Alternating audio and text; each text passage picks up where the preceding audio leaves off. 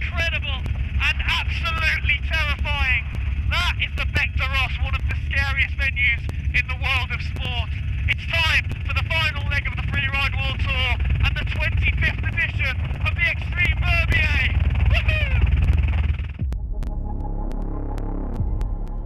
This is the climax of competitive freeriding. 3, 2, 1, Verbier! This is mental. That is with so much exposure. A huge backflip. Sticking it! A renowned challenge feared among athletes. A giant maze with no room for hesitation, no room for mistakes.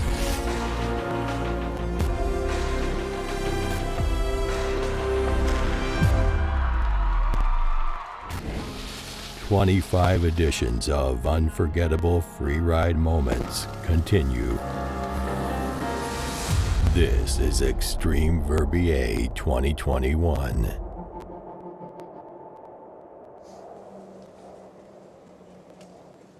Hello, good morning, and welcome to the Xtreme Verbier, the fourth and final stop of the Freeride World Tour 2021. I'm Adam Gendel, and I'm joined by snowboard freeriding royalty, a man who's not only won the overall Freeride World Tour 3 times, he's also won here in Verbier a whopping 4 times, Mr. Xavier Delarue. How are you, Zav? I'm very good. Hello, Gendel. Hello, everyone. Very happy to be here on a sunny day and without wind. I know, it's so good, the wind has gone. Yeah. First question, Zav, what do you make of the trophy? That's nice, isn't it?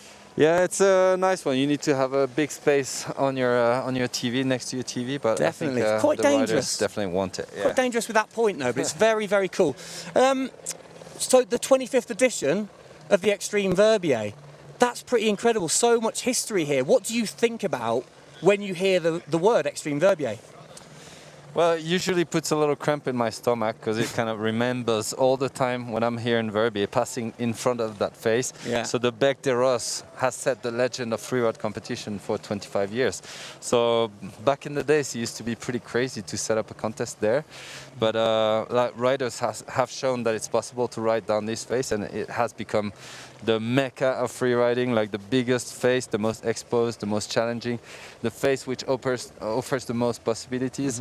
And every year it's just amazing to see how much the evolution of freeriding is being witnessed here. Yeah, and it's you'd say it's still the one that puts the fear in a lot of the riders.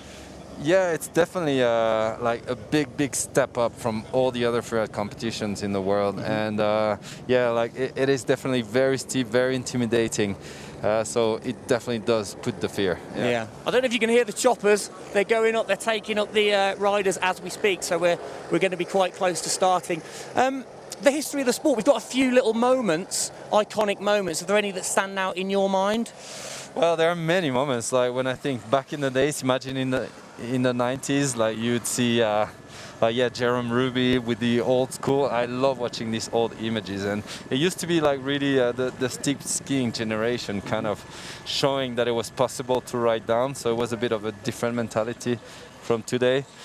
And yeah, that's back in '95, I think that was. That's yeah. early days. They were almost jump turning back then, weren't they? It was a bit different. Yeah, they are. Like, yeah, it's kind of mountaineering down the mountain in a way, but still adding quite some jumps into the line. But like, yeah, going really quite around. Yeah. And then Steve Klassen has been a huge part of the history. Yeah. Bit of a godfather of this event, isn't he? Yeah, for sure. He's been always really impressive, bringing really a cool style, a very good vibe as well to the whole scene. And like he started from the get-go to bring in speed, to bring in flow, to bring in some nice jumps, even some tricks at the bottom. Yeah, he's been really impressive to watch throughout the years. Definitely. There he goes. Look at that cliff back in the day. Beautiful, still gnarly, even today that is. And then of course the skiers joined the tour. Yeah, that was around 2004-05, something like this. Yeah. They came in and they definitely showed that you could have a lot more speed and hit a lot bigger jumps, and that's been a great inspiration for all snowboarders. Well, I think we can see an iconic clip here of Sébastien Michaud back in 2006 doing an absolute whopper of a backflip. I think that backflip will stay in my head for the rest of my life. I watched it live and I think it's one of the biggest things I've seen in skiing. Yeah. It's incredible. So wait a minute, it's coming. It's like coming. kind of a speciality from my friend Seb Michaud. Look at that. At that, launching it. Laid out, beautiful. and smiling about it after and saying, no, it was easy. Is that what he said after? Yeah. Wow. He's really chilled. I love him. He sounds Yeah. pretty chilled. Okay, so, I mean, that's back in the day, but what about today? And what about your history of this event? You've won here 4 times. What's the standout memory for you? Well, I've competed 15 times. My first edition was in 2002. It was a bit of a crash. I tumbled down the mountain for quite a bit and hit some rocks, so Yeah. it was a bit of a wake-up call. But then I trained, I put my head into it. And then some of the best memories were maybe 2007, where I started to really hit some big jumps and find my style. And 2010, I think I hit my biggest line here on the back. That's the one. Well, I think we can see that run here. This is pretty iconic. As we saw Seb, that backflip kind of earned him the label of that cliff. He was named after that cliff, and it was the same for you on this run. Is that correct? Yeah, exactly. It's a cliff that's really up high on the back, like on the Lucas right, in a pretty exposed space. Mm-hmm. And it was quite a commitment to get out there, but it felt right. Yeah. The way you fly over that finish line in that video, were you just like, that was me, I was on it that day, everything went to plan? Did that feel incredible? Yeah, it felt incredible. And you know, like today when I think about it, like it feels really, really scary. Like I don't think I would do it today, but you know, like sometimes in your life you're in such confidence moment, and that was one of those moments. It's just so nice to experience that when you know it's gonna work. You know it's risky, but you know you got it. Yeah, the moment you drop in, you know you're at one with your board. Yeah, exactly. Like you're in your head. Like no one can prove you wrong in your head, so you just go for it. Yeah, it's great. Nice. Yeah, you kind of want to be feeling that on a day like this. Well, we've got a very big day coming. A big morning for you. 4 different disciplines. First up, the snowboard women. I think we're going to see the graphics on screen now, and you can see the rough timing. Snowboard women first, followed by the ski women at roughly 9 a.m. After that, the snowboard men at 9:45, and then the ski men at 10:30. Obviously, those timings could change due to if Mother Nature stopping in and causing a problem, or if we get a couple of crashes, but let's hope that doesn't happen. But just stay with us for the whole thing. Don't go anywhere. You don't want to miss a single run, do you, Xav? No. It's going to be a great show. I had the chance to go up yesterday, and the snow feels amazing. We've been a bit scared with the wind coming up in the last few days. Mm-hmm. It's been really scraping the back a lot. But yesterday it was like a really velvety kind of snow, but we're going to talk about that later. We're going to see that in a little bit. That was a nice tease though, Xav. I like what you did there. So a lot of these athletes have had a tough year, as we all have, but luckily we've got a little video to show you what they've been up to during lockdown. Yo, what up, Nils Midnick here.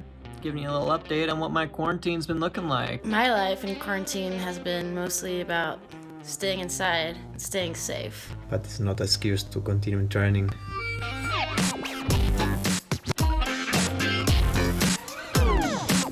Yo, how's everyone? Every day we gotta take Avalanche here for a walk. Here's a sneak peek of my brother Hans getting radical. Oh! What?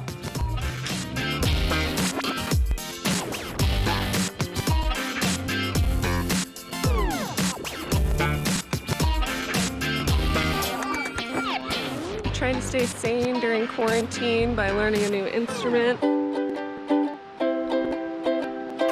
Too much of this waiting for the coffee to cook. What's next? I'm really enjoying hang out with my kids.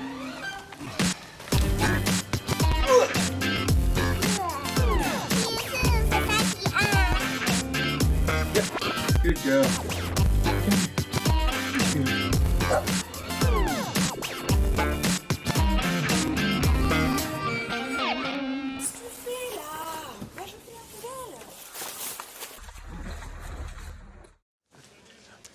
Well, good to see they've all been keeping busy, eh, Xav? How have you been in lockdown? What have you been doing?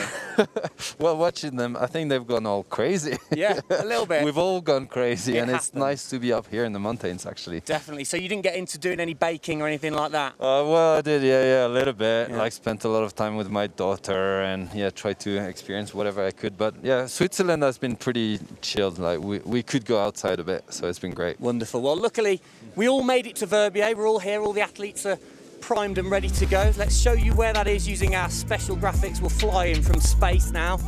Look at this. Straight into Switzerland, southwestern corner. One of the biggest ski areas in Switzerland. And of course, let's discuss the star of the show. Sorry, not you, Xav. The Bec de Ross. That is the real iconic thing here, isn't it? Oh yeah, it is the milestone. It's like that big face which has such an iconic position into the resort and which has set the legend. Yeah, and we should just say, over the last few days, a decision was made to move the whole event onto the Petit Bec, which is the right-hand side just behind us over there, due to the snow conditions. Can you explain a little bit about why that decision was made, Xav? Yeah, it's been really tricky in the last few days. There's been a lot of northeast wind, which has been really scraping the face all the time. So there was like quite a good snowfall, which came like a week ago about, and it was really light snow, and it got really washed away. So that gave really changing condition. But it's a blessing because, to be honest, as a rider, every year that I've been competing, you know, you could see here that every time you would be scoping at your line in the morning, and it would be all in the shadow in the main Bec, and then on the Petit Bec you always have the sun, you always have better snow. So it's basically a better show guaranteed. So I think a lot of riders are relieved, and they're gonna give us some amazing stuff. Yeah. Well, I think we can have a little look at a 3D animation of the Petit Bec now. If you can talk us through some of the stats. I mean, that's the full Bec there. Yeah, it's nice to see basically the overall steepness of the whole Bec, because basically it's a gradual concave like steepness. So it's very steep at the top, and then it mellows down to the bottom. And the small Bec is about the same. So it's basically like a similar steepness. So it's about 40 degrees average. So it's same as the big Bec. But it's got some ledges on the side which kind of cut a bit that feeling of void and make it more free-rideable in a way. So it's about 405 meters vertical. The top is at 3,023 meters. And yeah, it's a great freeride venue. It's good. There are quite a few options still there. We're going to have still a very gnarly day with these guys, aren't we? Yeah, we are. Like this face offers really possibilities for different styles, and I think like the left part of the face will show us some really like big stuff. I think a lot of the skiers men are gonna go in there. I'm really expecting to see some of those huge doubles that I've been dreaming of for many years. And then there's gonna be a lot of little features on the side. But there is a tricky part on that face. It's like kind of all the roller blinds that you could have on the right part of the face. But well, Xav, I mean, I'll stop you there before you get into it. I mean, animations are all well and good, but we sent you up there yesterday with a couple of cameras, didn't we, to talk us through the run. So let's have a look at that now. All right. So this is the main start from the Petit Bec. So you can see the riders can slide here and go and choose their features. But most of all, you need to see the intimidating sight that you get from the top. All you see at the bottom, and I think this is the main thing of this face. There are a lot of blind rollers, and it's really difficult to find your way. All right, let's do it. The snow is quite firm, but really not actually, quite grippy. So these are all the features from the top, all the jumps that you can do. And basically we're gonna enter the main couloir of the face. So this is a no-fall zone above it. So this is another part of the face, which is completely of a blind roller. And which tells you that basically it's really hard to find your way. There are 3 zones in that face. So there is like the main central couloir, which is the classical couloir, then the whole left side of the face, which might be a bit more affected by the wind. And then there's the right part of the face, which is along the main Bec, which is a bit more of an alpine face. All right, let's keep going. So you can see this is a great wind lip. There's gonna be some tricks there. From here we can see like the mandatory cliff that all the riders starting from start 2 are gonna be hitting. So you can see the finish line down there. Now all the technical and exposed features are gone, and from there on you can let go and go and hit the last features down there.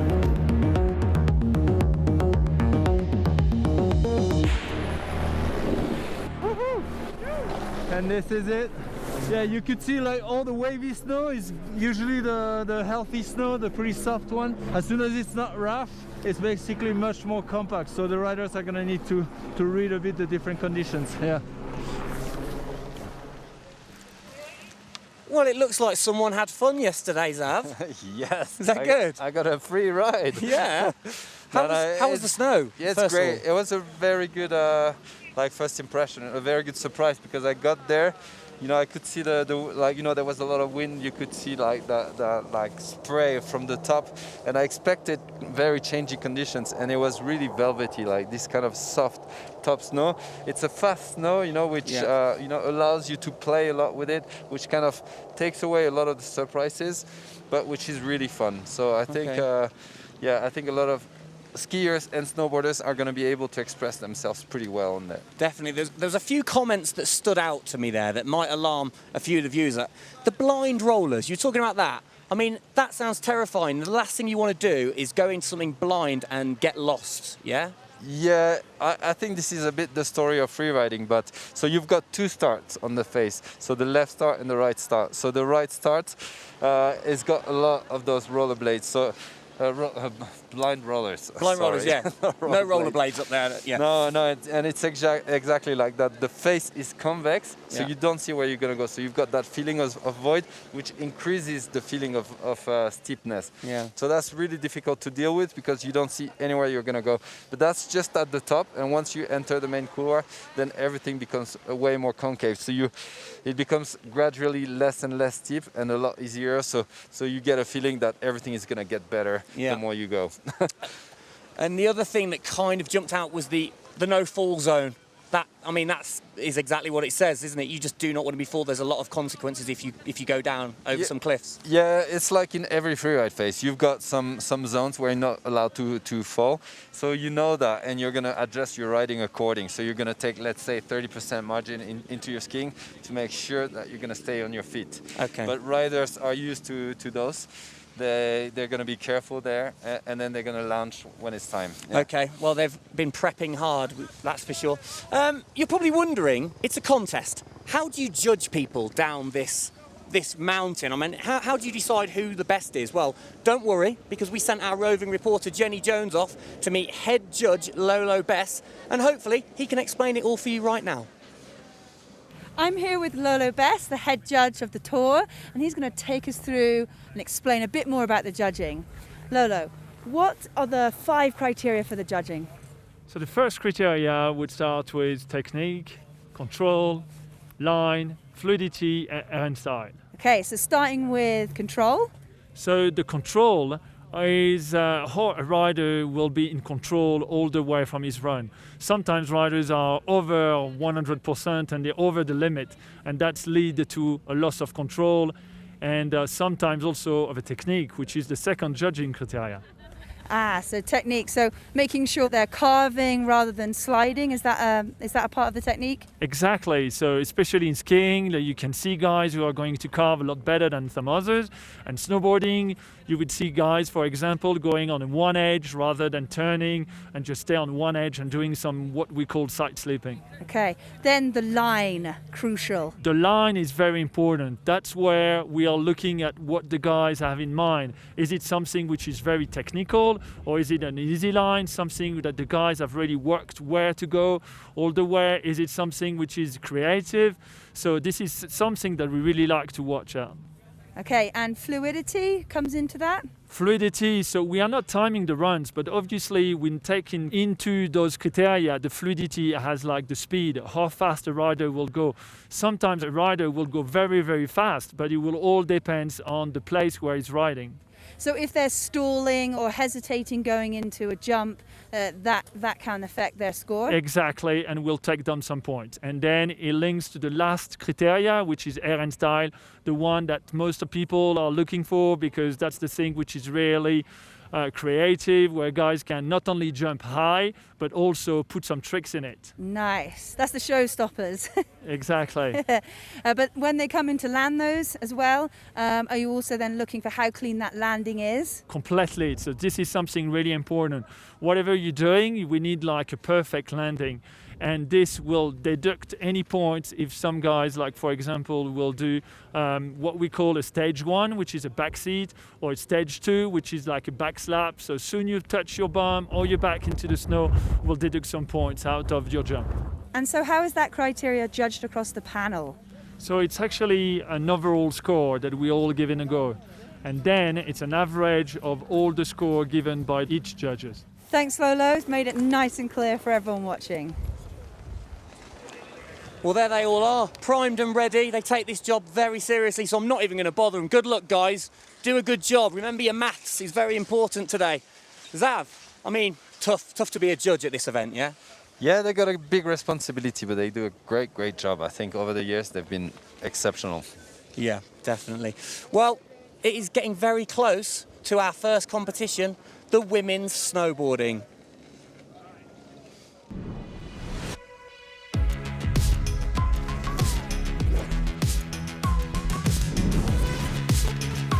Wow, what a technical section, and she cleared it perfectly. The Bec des Roses is the best stage of the World Tour. This is the definition of freeriding.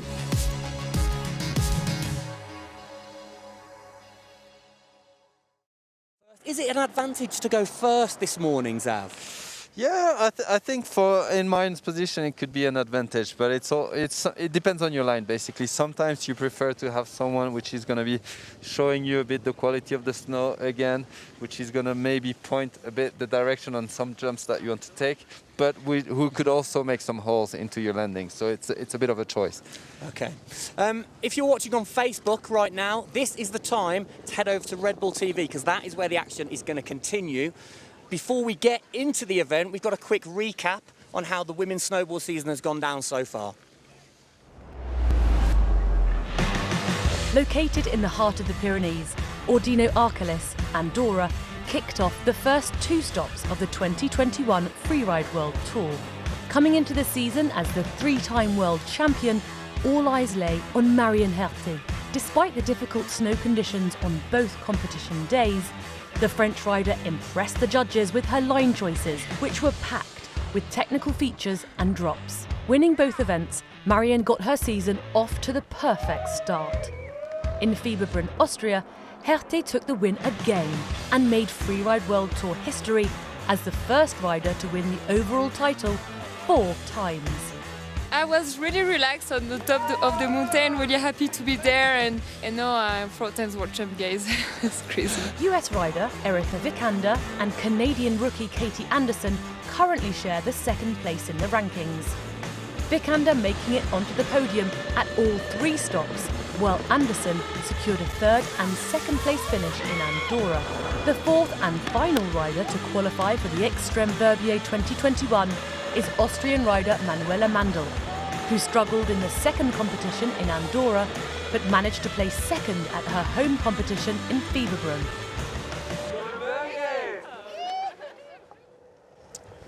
So Marion Haerty, the queen of women's snowboarding this year, already Freeride World Tour champion. Yeah, she's making history on that event. She's coming into Verbier with a perfect season, only wins, 3 wins. And I think she's completely relaxed because she's got her 4th title in the pocket here. So I think she's ready to show us a great show. Like she's definitely the queen of women's freeriding at the moment. Yeah, definitely. I've spoken to her a couple of times and she just seems full of confidence at the moment. I know you know her quite well. Is it a case of she'll be happy with this level of riding, or will she push it further, do you think? No, I think she's a strong personality. She's a hard worker, she's clever, and she's progressing every year. And I think her aim is not just to get the points to win. I think she really wants to evolve, to progress every year, and to push the level of women's freeriding. Well, here you go. We've got some riding of a right now. Yeah, she's absolutely on fire at the moment. And I guess the big question is, yeah, can she get her third win on the Bec de Ross as well today? That would be her third win in a row, which is quite huge as well.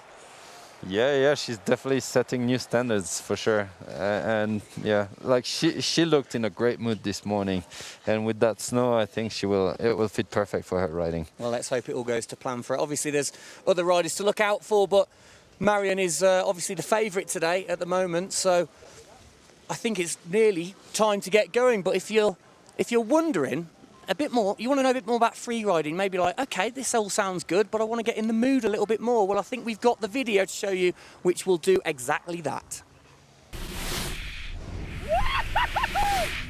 What is free riding?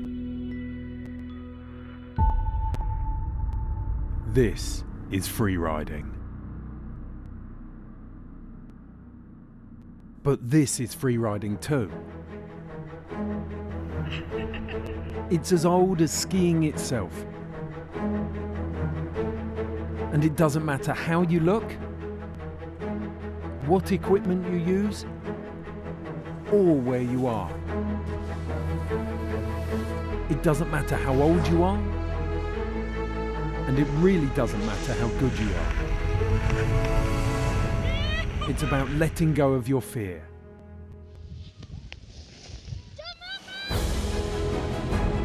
Being an idiot with your friends,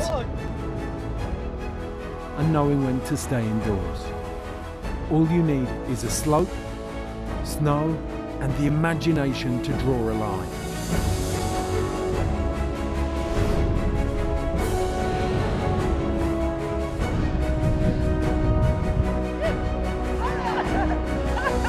This is free riding.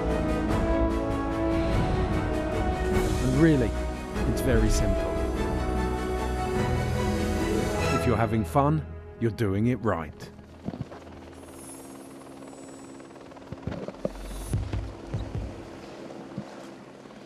I love that video. Always gets me in the mood. Right, here I am, commentary booth, and I'm being joined by the man, the voice of the Freeride World Tour, the oracle, the man who knows everything about this sport. Mr. Derek Foos, how are you? I'm blushing, Gendel, thanks. I am so excited. I'm levitating in my seat right now. This face, unbelievable. We've got the best group of riders on the planet gathered in the start gate. So exciting to see what these athletes are going to throw down on the face right now. It's going to be pretty special. I wish I was levitating in my seat. This seat's freezing. Yeah, it's going to be a pretty special day. Women's snowboarding coming up first. Marion Haerty first to drop. Obviously, she's had a banging season. We've just been discussing it. Marion is the undisputed queen at the moment. She is, I mean, she's just run the table this season. Essentially, right now, she wants another win on the Bec. She's also really looking to complete a perfect season. And that's so exciting. And then a big battle for second and third right now. Katie Anderson, Erica Vikander tied. So a lot to play for.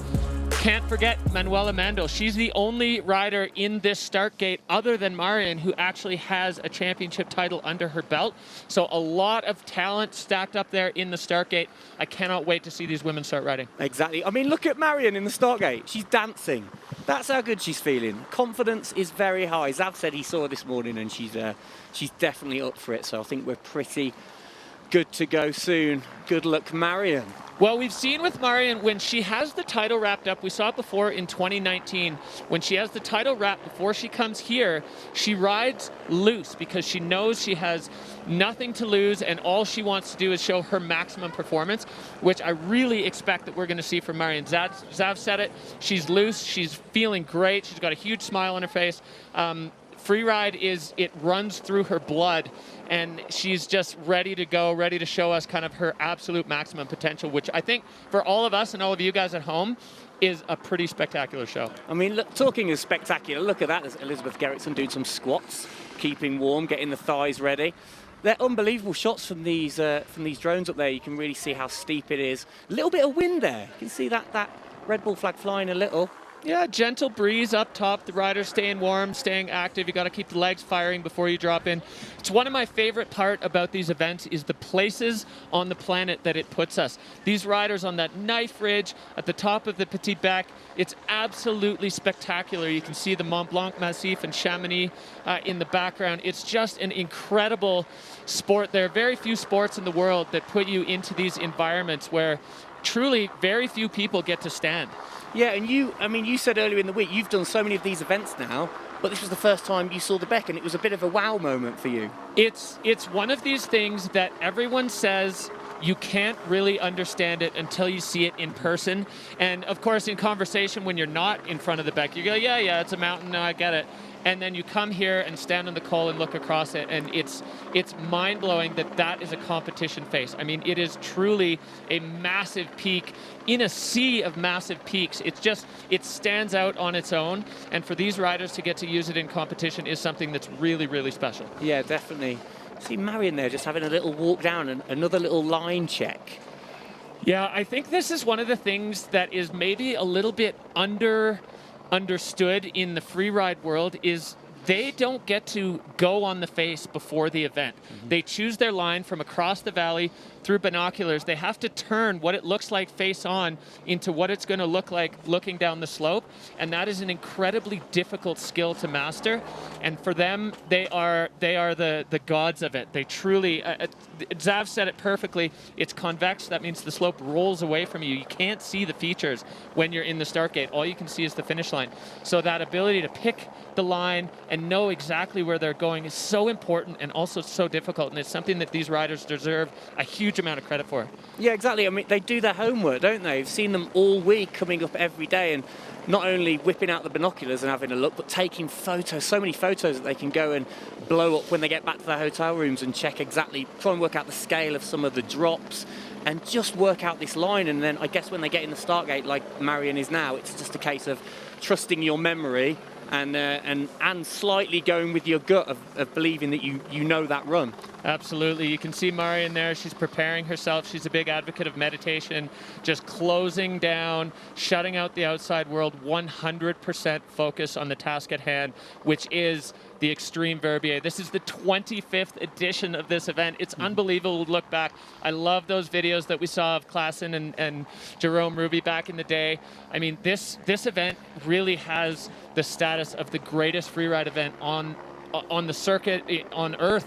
It's got so much history. The pedigree here is just unparalleled.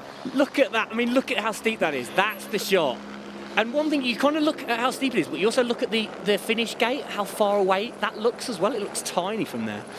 But yeah, you can bet that the nerves are jangling up there in the start gate. All the snowboard women now, not only do they have the placements in the event and the placements for the season to play for, but they are putting themselves out there on the peak, on the mountain here to show their sort of artistry on this canvas. They're just ready to go, and you can only imagine what it feels like to stand in that start gate right now in the Xtreme Verbier. I just can't imagine it, to be honest. I'm nervous sitting here, waiting. The anticipation is agony. We should mention as well, we've got the two start gates.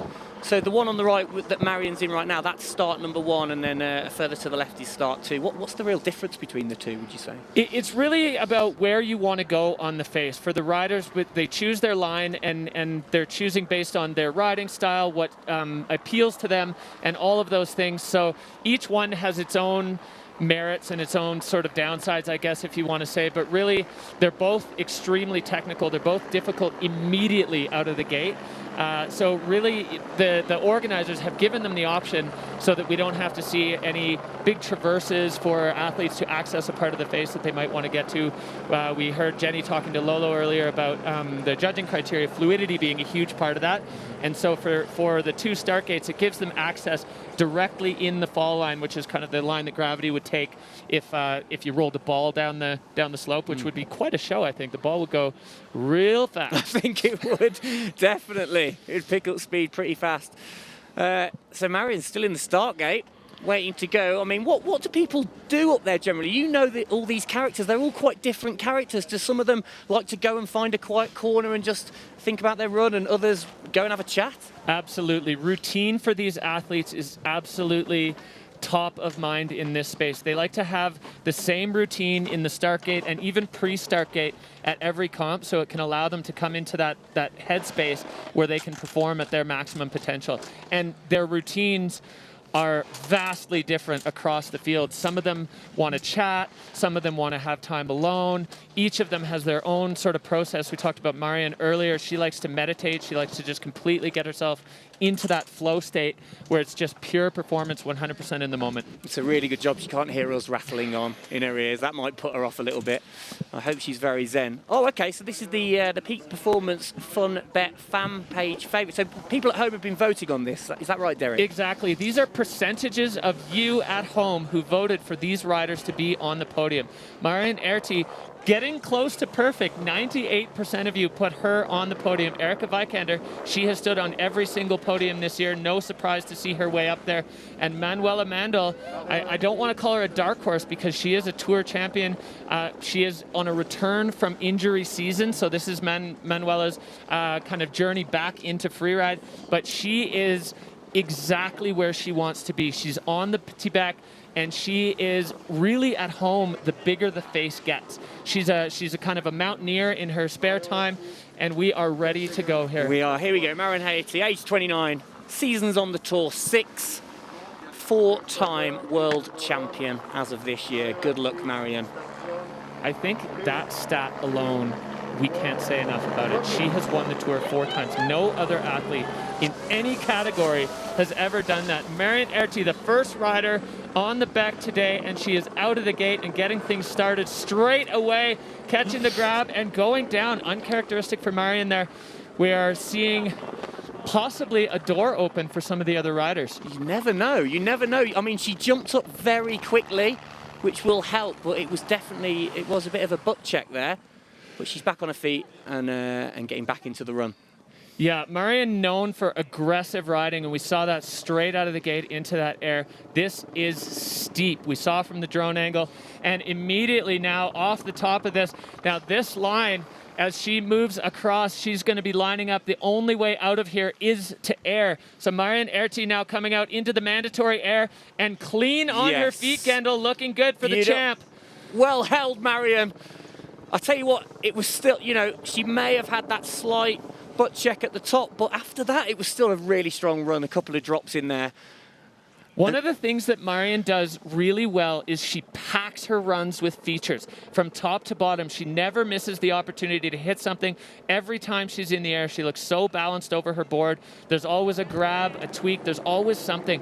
And she's kind of got that perfect blend of the big mountain chops, but also the air and style, which is so critical in the judging categories. Yeah, that second drop that she did, it looked for a minute like she could have gone over the front. It looked quite a heavy landing, but the landing gear was super strong and she held onto it. That's just solid legs, isn't it?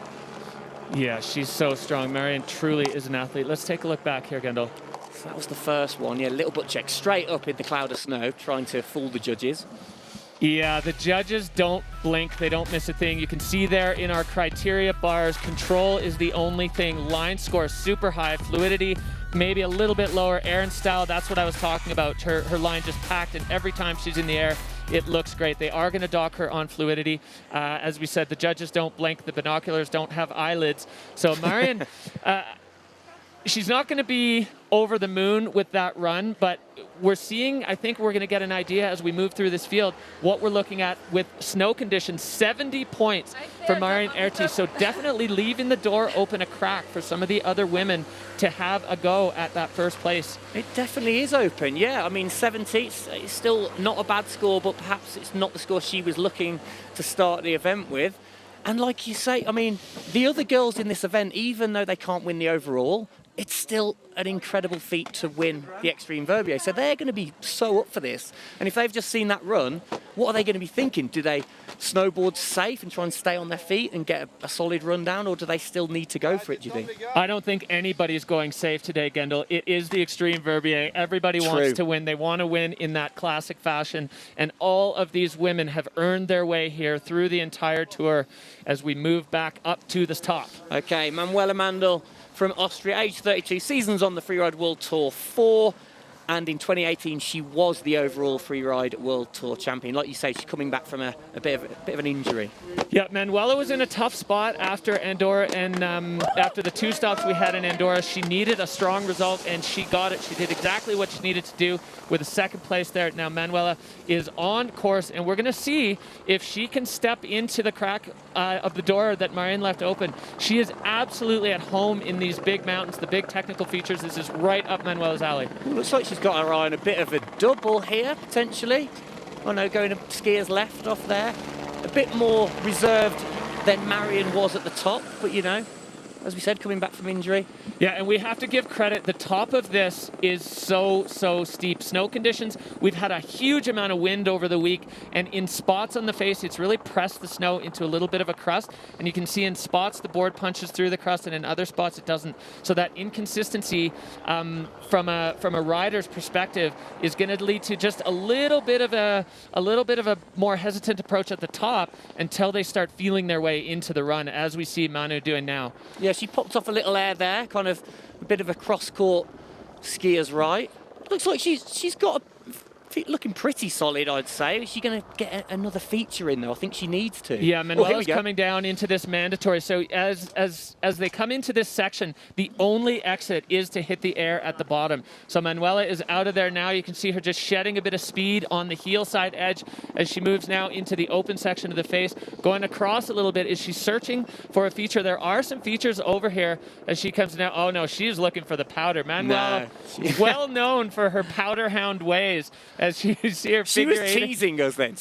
We thought she was heading for the cliff, then she went, no, I'm just going to gun it straight down this powder. Yeah, it is hard to resist after you've been up in the steep technical sections to get to resist the powder field at the bottom. As Xav said earlier, it rolls away. We've got the wind drift here. Manuela getting the grab and locking down that run. So she's going to finish herself. You can see on the graphic there, fairly straight, fairly fall line. The judges don't like to see a lot of traversing. So in terms of line score, I think that's going to be a really strong run. That is pretty direct, isn't it? And, you know, she had the odd air in there. She had a couple of indie grabs.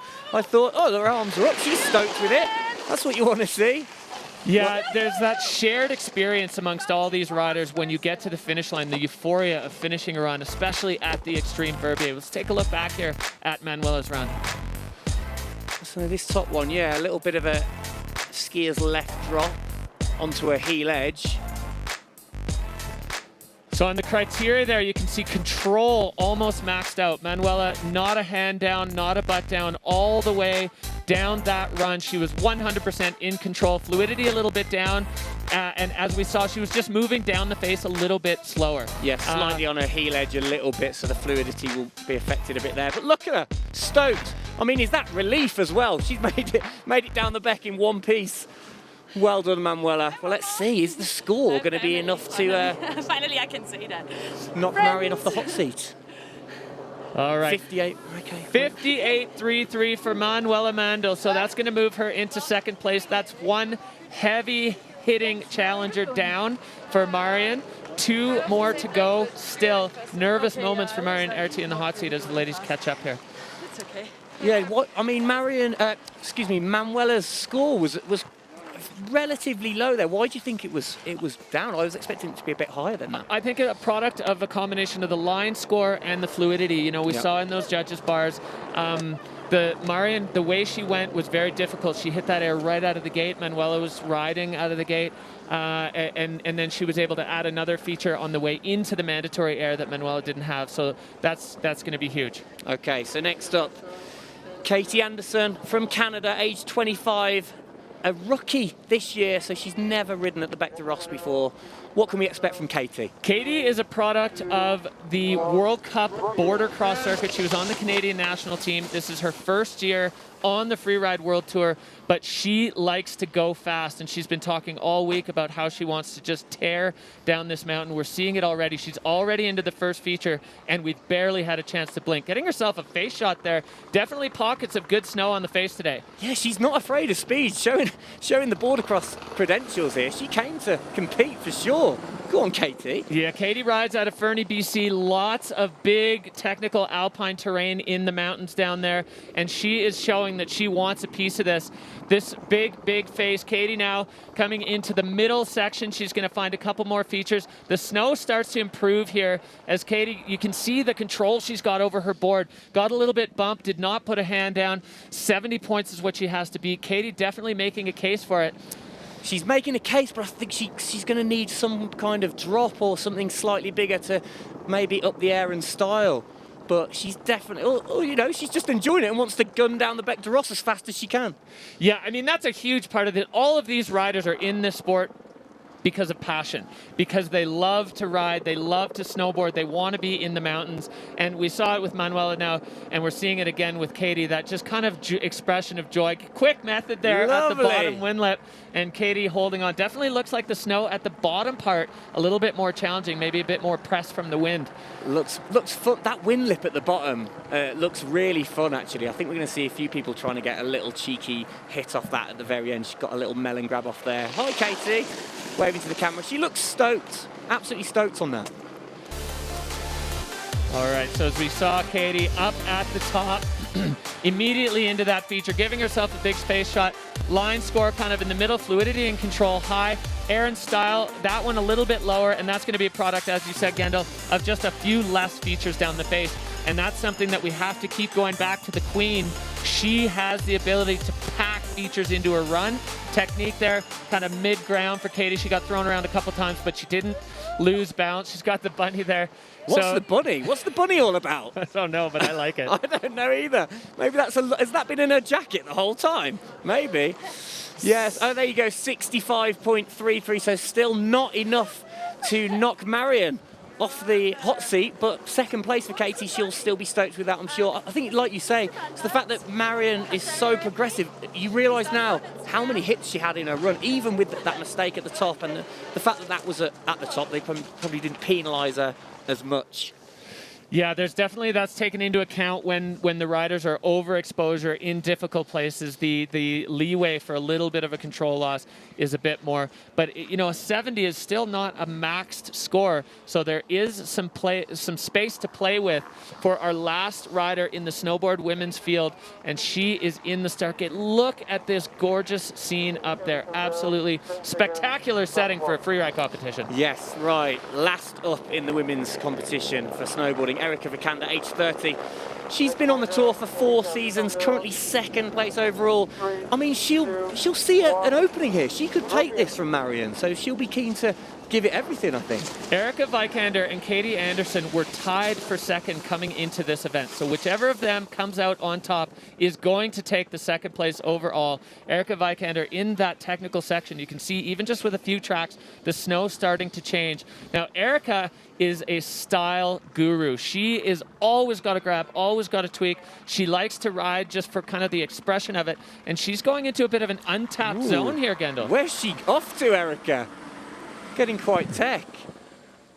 Back onto a heel edge, traversing right. I'm having a look at the face from with my own eyes to see where she is. She's still kind of in the central section, isn't she? Yeah, popping off that wind drift now, and Erica moving out into the guts of the face, the center of it. As you said, there's still a few features underneath as Erica makes her way down, looking to find something here. There's another little piece, and she'll catch the side of that, landing perfectly on the heel side. So keeping things tight, keeping things smooth. Definitely at this point in the day, the rider's very focused on staying on their feet.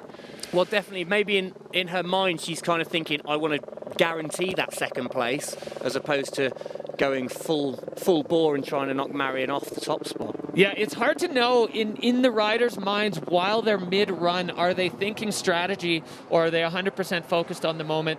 If they're thinking strategy towards the overall, or if they're just thinking strategy to finish my run here on the Bec at the Xtreme Verbier. Got her eye on the windlip, though. Little Indy, you do lose speed going into that. You really have to carry so much speed if you want to get any real purchase off it, don't you? Yeah, not sure if you guys can tell at home, but it is quite a big, long, flat section on the approach to that wind drift, and then it does ramp up quite a bit, and the up will sap your speed. So you can see that a little bit with a couple of the riders so far in the category. Well done, Erica. Stayed on her feet anyway. There's the, we should say that the graphics here are kind of a bit of a prediction of what what went down. Is that right? Exactly. We have a video judge who's controlling the bars on our judging criteria graph. That video judge is giving us this look at exactly what the judges are seeing, thinking, and feeling, and then he's taking that and adding it into the bar. So you can see the line there right from the top. All the riders in the snowboard women's category opting for start number 1. I'll be interested to see as we move into the other categories if anybody chooses the other start. Let's. Erica giving a shout out to someone at home, blowing a kiss. She looks happy, relieved, waiting on this score. Is Marion going to get knocked off that perch or not? Or has she done enough to win the Grand Slam, all 4 events this season? The perfect season. Anxious moments here as we see the score come in for Erica Vikander. 61-6-7, not enough to knock Marion off the top spot. And there we have it. So that's 3rd for Erica, 2nd for Katie Anderson, and Marion Haerty, the undisputed queen of the Freeride World Tour. Kendall, look at her face. Relief, joy, euphoria, just stacking up. Absolutely. I mean, she didn't go wild. She just sat back in the seat as if to say, I've done it. Maybe it's all just sunk in of how perfect that season has been. You know, not only winning all 4 events this season, but her 3rd win in a row on the Bec de Ross. That's historic on its own. Marion is going to have to attach a crown to her helmet. That is an unbelievable feat. So let's take a look here at the final results. There you go. First place in the Xtreme Verbier, Marion Haerty. Katie Anderson doing fantastically well in 2nd place. Erica Vikander 3rd, and Manuela Mandel in 4th. The snowboard women kicking things off here on the Petit Bec. Exciting times, unbelievable for Marion. She wrapped up the title in Fieberbrunn, and she just put her foot down here to show everyone that she is going to be the queen of this sport for as long as she wants. Exactly. I mean, yeah, what does she do now? I think she has a little rest. I think she's deserved a little rest after this season. But no doubt, the way she's feeling at the moment, she'll be primed and ready to go for next season and continue defending that title, I'm sure. The spectacular backdrop here behind us. The mountains have received over 1 meter of snow in the last week. And then, as we said, we've had some wind, so some snow has moved around. But just an incredible position.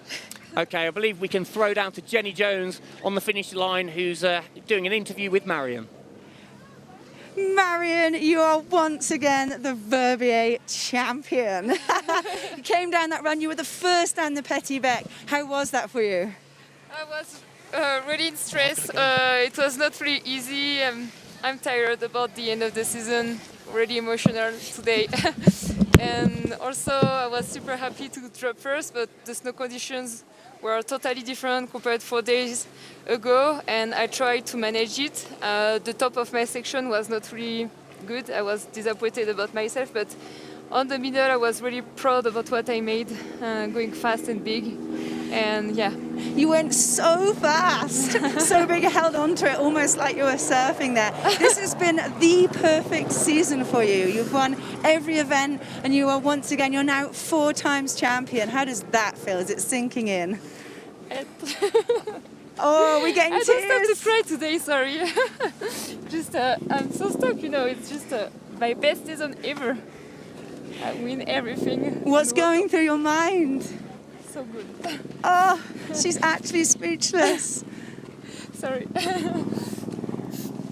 Take it in, Marion. Marion, this is your moment to take it in. There are some cheers. I'm just tired, sorry. I'm emotional today, that's it. Oh, Marion, I'm emotional watching that. That's incredible. Are you crying, Zab? Yeah, just cleaning the tears off my face. Yeah, why not? Well, there you go. That's the Freeride World Tour final ranking of the women's snowboard competition. Marion Haerty way out in front there with Katie Anderson in 2nd, Erica Vikander 3rd, Manuela Mandel in 4th. Wow, what an event to start us off. Yeah, it's good. It's a great appetizer. It's been really nice to see Marion, like definitely a big step above the pack. Yeah, she's been a bit disappointed about the beginning of the run, but then the end of the run was very nice. I mean, I think that we can see her run. I think it did show her character, really. She bounced straight up onto her feet and she still continued with a really progressive run, a couple of decent-sized drops. And it was still pretty full on, wasn't it, Xav? Yeah, she's very dedicated and she had a good flow, like going over all the features. And yeah, there was a little bit of a butt check. But then, yeah, she just, like, sometimes I think it's good to have a little mistake at the top because you're like, okay, I screwed up, I need to nail it, and this is definitely what happened there with Marion. Like, she definitely let go. She had a lot more speed than the other girls. And that section at the bottom is not very easy because there is a bit of a blind jump getting into that triangle at the bottom, into that cone. And then that last drop was very good as well. Yeah, when you watch it back, you really can see that she was slightly a level above the other women today, with all due respect to them, but the drops were bigger and she was just a bit more direct. Yeah. She had more flow. She's above on every aspect, like compared to the other girls. Like, she's definitely improved a lot also again since last year. It's nice to see that progression, and I'm sure it will continue. So I think there are many more stunning years for Marion to come. Yeah, definitely. And you know what, really nice to see that emotion come out in a way. I mean, that must have been built up for quite a while since the last event, and to finally do it and get it done and be told you've done it in such a perfect way must have felt like such an overwhelming feeling for her. Yeah, no one has ever gotten a perfect season like this, like full wins, like all the comps of the season. That's really exceptional. And her third win here on the Bec de Ross is like, yeah, she's just rocking. It's great. She should nail that, continue to push it, because exactly, we're loving it. Congratulations, Marion. It's a fact to say you 100% deserve that win, so congratulations to do. Okay, let's have a little look at Erica Vikander's run as well. We've got that to see what went on there. Third place, just slightly behind Katie. What did you make of this run, Xav? Yeah, some nice snowboarding. Like, you could see there was some hesitations here and there. Like, I think there's some confidence to be built, like to hit those jumps at the bottom. It's a shame she slowed down a bit too much getting into these features. This is Katie Anderson now, so she was second place. Yeah, she's an ex-border cross rider, so exactly as you guys said on the commentary, she knows how to handle speed and stuff. And she definitely was into it at the top. And then I think she lost a bit of confidence towards the bottom of the run. Yeah, and Marion there at the end, just seen another clip of her. Fantastic event overall to start us off on the Xtreme Verbier today, Xav, yeah? Yes, it's a great day, and I'm looking forward to seeing the rest. Well, it's a good job you're excited, because we are about to go into the ski women's event.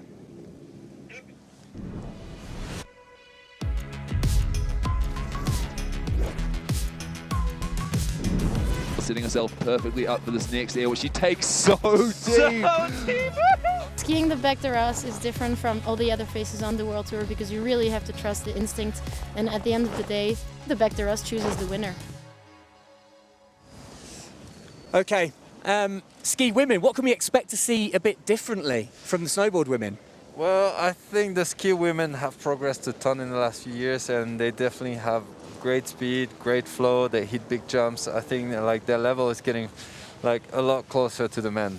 Okay, perfect. Well, let's see what's been going on in the women's ski season so far this year.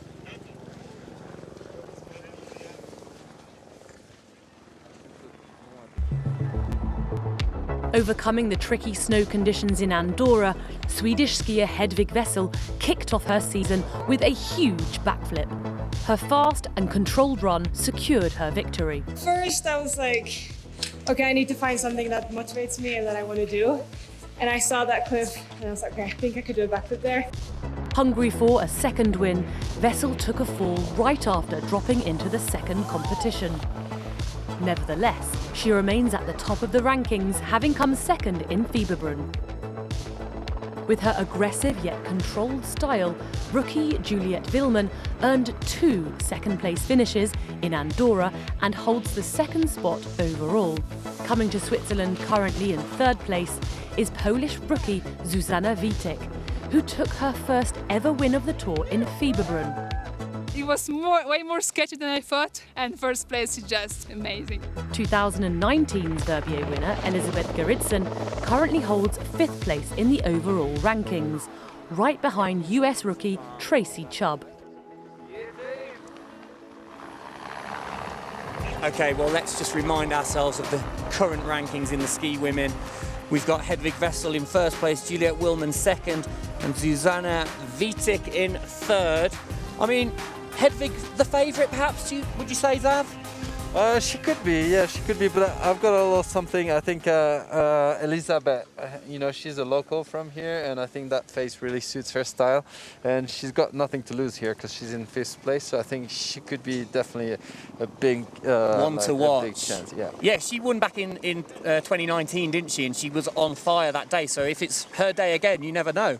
Yeah, totally. She's young, very mature, and she's quite experienced about this kind of conditions. Okay, well, let's get into the ski women's competition coming up very soon. We're going to have a quick break, and we'll get into that event very soon.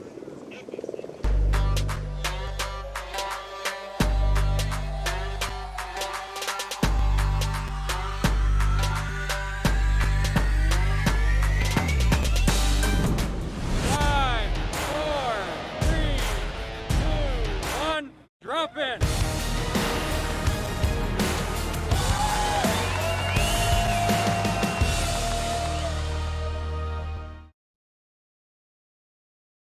Ski women's field has been firing this year. Every single event, all of the women going out of the gate hot and looking for wins. Every single one of them in this field today could win, but I have to agree with Zav. I think as the two past winners of this event, Elisabeth Gerritsen has got to be the favorite. She lives here, she knows this face, and she knows how to win on this face, but she's going to have to wait for a couple of the other riders before she gets her chance to show her stuff. Yeah, Elisabeth dropping 4th. How much of an advantage is that going to be? Where do you think, well, how much of a difference do you think it makes, the order of where these women go today? Well, I think in terms of strategy, there's some definite advantage to dropping later. You're going to lose a little bit in terms of the tracks on the slope, but you get to see what the others have done. Take a look at this. Hedvig Wessel in the Peak Performance Fun Bet. 96% of you think she's going to be on the podium. Elisabeth Gerritsen, hard to bet against her when she has a title here on the Xtreme Verbier.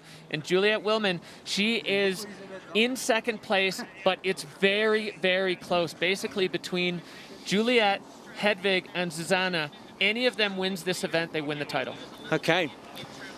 That's good to know. That is good to know, Derek. So it is, yeah, it's super tight, isn't it? Yeah, I mean, all of these women have the capability of winning. Juliet likes the mountains big and fast. She's got that ski racing background. She came from Europa Cup. She lives in Chamonix, so she is not afraid to get after it. She's ready to get it done here on this face. I like the way she's decided not to go out of the start gate. She's like, no, I'm coming out the right-hand side. She's coming in quite hot. Good bit of speed from the start, traversing right, but keeping her flow. Aggressive start for Juliet as she's moving way out to the rider's right, and the only way out of here is in the air. So Juliet with a strong start. Now you can see the snow is definitely workable. Now again, this is another one of these what we call mandatory air. The only way out of that section is to air, and Juliet executing perfectly so far. And look at her going high there, getting a little turn on that bank. She's going pretty aggressively on this on the first one, isn't she? Airing into that next mandatory section, getting a little bit hung up over on the skier's left side, but she is in and out of there. Back seat though, Juliet, unfortunately coming unstuck. Sometimes you catch a little bit too much speed into the takeoff and get pushed onto your heels, and that is unfortunate for Juliet, as there's no way once you're in the air you can recover that situation. Do you know, that is so unlucky, because it almost looked, she went off that cliff completely in the back seat, but it almost looked like she bounced up onto her feet and nearly managed to hold it for a minute. Yeah, Juliet now just making her way down. Looks like she's lost a pole and looking like she's maybe a little bit sore. We're going to have to check in with her at the bottom. She's just looking to make her way off the face. That was so incredibly aggressive. High speed, and with that, unfortunately, does come a bit high consequence. So Juliet now just trying to make her way off the face under her own steam. Hopefully we're going to see her safe in the finish line soon. Yeah, it looks like she's in a bit of pain, maybe on that left knee. I think she kind of held that for a moment, so let's really hope she's okay. I mean, at least she managed to ride a little bit, so it doesn't look incredibly serious, but you just never know within the injury, so let's wish Juliet the best. And it's amazing what adrenaline can do for your body. You take a fall like that, and you just keep going, you think you're fine, and then as things start to wind down a little bit, you start to realize, oh, maybe there actually is something wrong, but she's back up and riding. We're going to see Juliet into the finish area. We've got the ski patrollers, the doctors, and the safety team on standby, both on the face and in the finish area. So Juliet is going to get attention right away. That is really unfortunate, as she was right in the hunt for the title. With a win, she could secure it. But Juliet now just looking like she's limping her way down, looking pretty sore. She does actually look sore. I mean, when she stopped the first time, she kind of bent over as if she'd knocked the wind out of herself a little bit as well. So maybe, like you said, the adrenaline after the fall, and she bounced up and initially tried to keep going.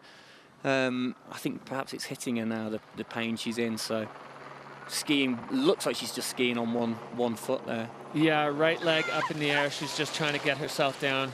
Definitely. We're going to get the medical team on site to look after Juliet and make sure she's okay. That is heartbreaking for Juliet Willman, as things were off to such a strong start on the Petit Bec for her. She's such a good skier. One of the things to me that stands out about her skiing is just that perfect, flawless technique.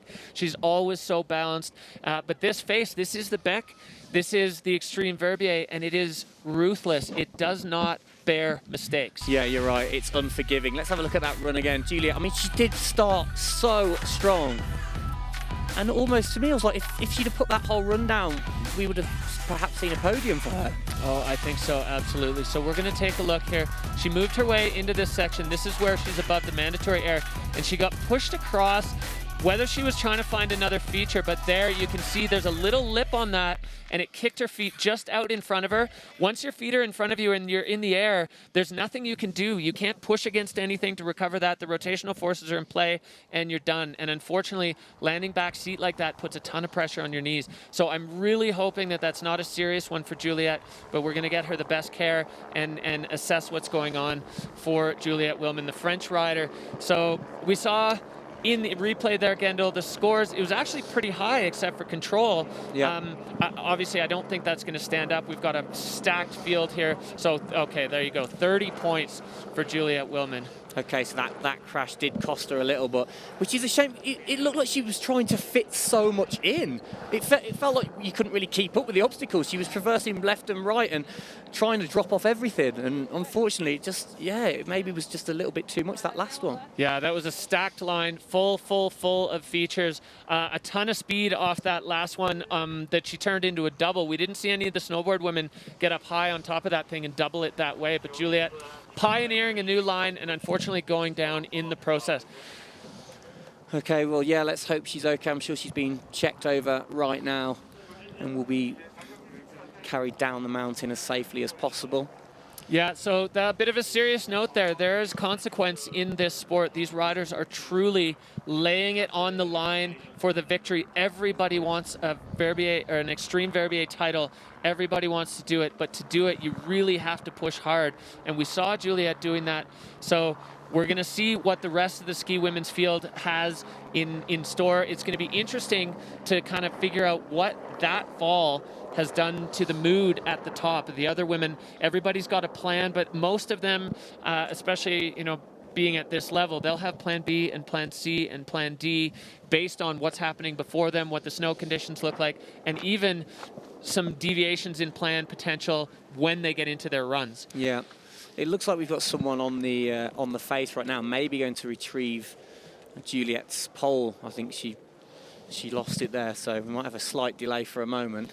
Yeah, they call those guys and girls the ninjas, or the ski dudes on the face. If another rider leaves a piece of equipment on, there's a stack of them at the top, in the middle. They're staged all the way along, and so they can collect equipment for any rider that may have lost a piece of equipment. So you don't want to leave a pole or a ski or something on the face when other riders are going. That would definitely not be safe for the other athletes. So you can see the the ski runner there just getting on the radio to get the exact coordinates of the pole so they can get that off and make sure it's safe for the rest of our ski women's field here. Yeah. Well done, Ski Ninja. Good luck trying to find a pole on that, though. That could be quite difficult. I hope someone's got an eye on it for you. It's an interesting job when you sign up for that job. It's a volunteer position, and you get so excited. You get a helicopter ride to the top of the Petit Bec, and you're going to get to hang out with all your Freeride World Tour heroes. And then all of a sudden, you get called on to put yourself into a position. You know, depending on where that pole ended up. We've definitely seen over the seasons on the Freeride World Tour some of these ski retrieval volunteers putting themselves in some wild spots to collect equipment. Yeah, because a lot of the time the crashes will happen on a cliff and you'll suddenly see them teetering on the top of a cliff going to retrieve something and thinking, how on earth am I meant to get in there and get that back? But they do a fantastic job, so thank you, Ski Ninjas.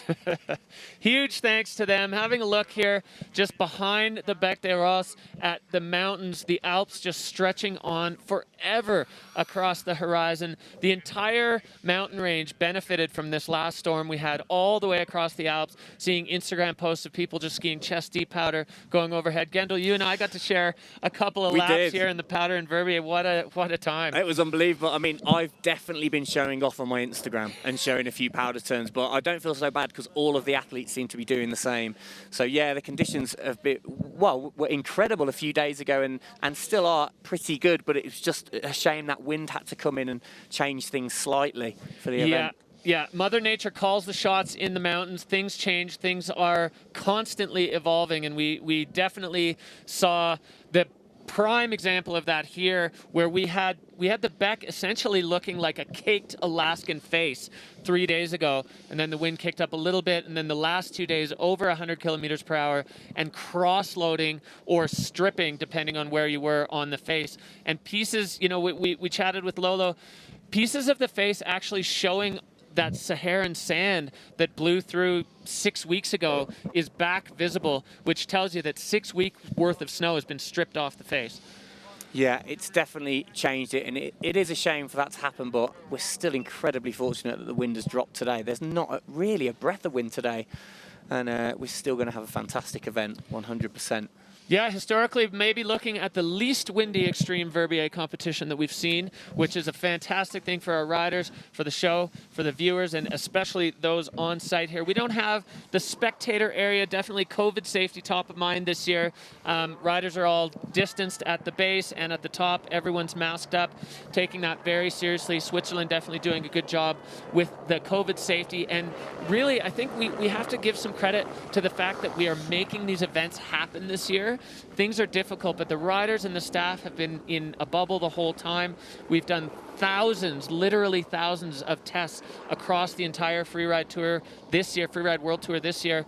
100% negative, so it's working, and we are moving forward, and it's just great for everyone at home, for the riders, just for the mental health, to be able to be out here in the mountains and doing this sport and having it active and be engaged in it, because it's tough out there. Absolutely, yeah. The guys behind the tour this year have been unbelievable with the COVID safety and making sure that there hasn't been any positive tests at all. It's been incredible. And considering the challenges of not only that, but snow issues, it's fantastic to see the event underway today. Yeah, absolutely. We're getting a look at start 2 there. That's where Juliet dropped out of. We didn't see any of the snowboard women dropped out. Immediately difficult. Right out of the gate, you're into that narrow couloir, and the location in that notch in the mountains looks like a little hobbit cave there. Oh no, yeah, it's amazing. The riders to hide out in. And we see the rest of the riders, you know, the next group after this, after ski women, were the snowboard men. So they're getting ferried up via helicopter, which is has been fairly popular amongst the riders, a great way to get up to the top of the mountain. But we are ready to go here, back in the start gate, Kendall. Okay, Zuzana Vitek, age 28. She is a rookie, 3rd overall at the moment, from Poland. Zuzana, she lives in Switzerland. She speaks French, English, Polish fluently. She is a rock star in the Polish scene. Whenever we go live, the comment section just lights up with her Polish fans. She's just coming off her first win, confidence all-time high, and immediately into the technical section, getting sat down there though, Kendall. Oh no, that's a shame. She looked so up for it. Come on, Poland, make it back. She's back on her feet, got another drop coming in. Little double, perhaps. No, peeling left out of that. Come on, Susanna. So you can see snow conditions on the top part where the sun has hit the face, definitely challenging for the skiers. As Susanna got kind of rattled, you can see when the skis are flapping around like that, that means that the snow surface underneath is just a little bit inconsistent. Coming into the shade now, things should improve though, snow quality-wise. Yeah, she'll get a little bit softer. She's back on her feet. Let's see if she can pull out another little drop. She spotted this one, slight stop. That might affect her fluidity a bit, but stomps it nevertheless. Yeah, catching the nose on that one. And now Susanna moving down the face as she's looking to line up another one out of the sun into the shade. Clean on that one. Nice. And Susanna now out the bottom onto the apron. We'll see if she makes her way over to that far skier's left wind drift. Definitely that one started to get some riders' juices flowing when they were doing inspection time face check. Looks a little bit like she's heading for it. Keep your speed, Susanna, because it gets sucked out of it. Maybe a few of the tracks might help. Yeah, we pull back on the face. She got a little air there, I think. Yeah. And So there you go, the line. So yeah, traversing left immediately and almost a bit of an S. yeah, exactly. Right down the fall line, out of the top, and then just moving across, catching that far rider's right section. Big air at the bottom. Definitely some control issues in that run for Susanna. She's been a bit hot and cold this year. She had a great run going earlier in the season in Andorra, and then just lost it at the bottom. And then the big win in Fieberbrunn that got her here, and you can see their control definitely down. She got sat down immediately at the top of her run. And then the rest of it kind of mid-range, I'd say. Susanna, this one really nice. She caught the down slope on that landing, which removes the impact. That's what the riders are looking for. They don't want a big impact when they land. Yeah, she caught the transition really nicely there. She looks happy, she's smiling, and the most important thing, she's down safely. So first rider down safely in the women's ski competition, so she will be in first place at the moment. We're just waiting for that score to come in. Always anxious moments as you click your skis off and wait for the judges to tell you what they thought of your run. You know Susanna knows a little bit that wasn't right to plan. Of course, at the top going down. Judges now, they have one of the hardest jobs in freeride. I'd say second to the athletes for sure that have to throw it down on the back. But Susanna Vitek with a 63, so definitely down a little on the score. I think the judges like the line there. Going to be a tough one to hold on to with those control issues, though. But she does take her spot in the hot seat for now. There you go, Susanna. Enjoy that sun in that hot seat. Because, yeah, 63, I can imagine we probably will see that getting beaten at some point. But enjoy your time in the sun. Copy that. All right, just getting word from the finish area. Juliette Willman, she has an injury to her right leg, but she's fine enough that she's going to stick around and watch the rest of the event. So that's really good news out of the finish area about Juliette. Going back up to the top now. This is a big one. Fantastic news from Juliette there. Okay, third up in the gate, Ariana Tricomi, age 28, seasons on the tour, 7. And she is a previous Freeride World Tour champion 3 times.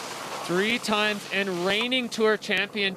She took a bit of time off at the start of this year just to fully recover from an ankle injury, but Ariana has won here and she is getting straight away into it. Similar line that we saw Susanna take, and now she's moving across to this other side. Ariana, she's been missing from the tour this year a little bit. We haven't seen as much of her as we would all like, and back on the back and really showing so far a great mastery of this face. Yeah, she looks like she's completely comfortable today. Tiny little double. I don't know if that was meant to be a double, but she made it look like easy work. Yeah, doubling into that exposed section. As we said, the only way out of there is the air. Catching the bomb hole, but Ari's so balanced over her skis, she just bounced right up and out of it. Very fast and fluid out of that section. So Ariana definitely making her case to stand on the top of the podium here in Verbier, as we're going to see her move across. Are we going to see the trademark from Ariana Tricomi? 360s pretty much in every comp. Yes, there it is. Stay up. She got it. We'll give her that. I mean, well, Okay, I'm going to ask you, Derek, what are the judges going to make of that 360? Could that cost her? Well, you know, you said it perfectly. We'll give her that, and it's easy to give her that from the commentary booth, but there is going to be a dock in control for that little butt touch. It wasn't much, probably a stage 1. They break it into stages. Stage 1 is butt, stage 2 full back, and it goes from there. But Ariana up at the top, this is where, to me, the run really stacked the points up. So technical and really fluid. She did not slow down, no hesitation off any of the features. Definitely a strong case here for Ari to be standing on the podium at the end of the day. Definitely. I spoke to her yesterday, and she kind of said because she's not really in the running for the overall, she's got nothing to lose today, and felt quite relaxed about just kind of going for it, and I think she did. Yeah, I really like the approach she took to the mandatory exit air out of that section. Clean turns, and then that one, you know, it's so flat on the way in there that I think the riders underestimate how much the uphill is going to sap their speed. And so you could see she had to throw that 360 really hard just to get it around, and it was just slightly under-rotated. But she's such a wizard when it comes to 360. She's able to pull it out with just a tiny little blip in her run. Judges loving it. Criteria bars absolutely pinned up against the top. So Ariana, cheers to everyone at home. Well, judging by that graphic, she's consistent with the judges. But let's find out what the overall score's going to be. I think they let her off with that 360. It did look in the replay, it was kind of a bit more of a hand drag than a full butt check. And, you know, it's just good to see a rotation in a run. Absolutely, yeah. Ciao, papi. Ciao, amici.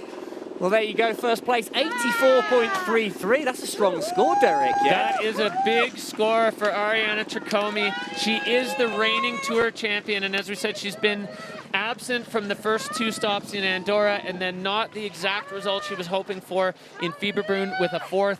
But she is, I think we can safely say, back and here to play. Definitely. I like the way she did the spinning glove celebration there. That was fantastic. And she's getting into that hot seat, and she might be sat there for a while unless anyone can upset the apple cart. Well, it's so hard to sit in that for a long time when you have the 3 riders that we still have on top. This is the thing about the Xtreme Verbier. Everyone who's qualified into this event has done it by consistently doing well on the tour. So there's nobody that you're safe from until everyone's down. And this is a big challenge to Ari. Definitely. Elizabeth Gerritsen, 25 years old. And even at 25, she's had 5 seasons on the tour, and she won in 2019. Let's see what she's got. Elizabeth immediately into a very serious part of this face, going over into an untapped as of yet section, and now up high onto this. Actually, we did see Juliet coming into the same section. Now Elizabeth holding on. She is in her bread and butter. The only way out of here is to air, and Elizabeth straight into the fall line, flying over Juliet's bomb hole, right back across, totally in control right now. Elizabeth Gerritsen looking strong on the back. Absolutely flying. She looks like she wants it, and her legs are on today. There's no danger of her falling on any of those drops, and incredible speed so far. Yeah, Elizabeth now lining up here on this lower section. You can see the one track coming across, flying off. Perfect connection with the landing. Elizabeth Gerritsen, another really strong run. You can tell that she's at home here. Yeah. She lives in Verbier. She's so comfortable on this snow, this face, and this kind of terrain. It just suits her to a T. And Elizabeth definitely throwing down the gauntlet there. That was a sick run. She's got to be stoked with that. There's something almost about her body language when she drops in on the Beck that she's just like, yeah, this is me. I'm good. I'm feeling strong. And that's what confidence looks like. And Elizabeth has it in spades on this face right out of the gate. It's so steep there. And she went into a section that there is 0 margin for error. Judges' criteria lighting up. Technique now critical as she moves across. She's above exposure. If she doesn't stand on the downhill ski, she falls, and that is not a place where you can fall. And then huge off that bottom one.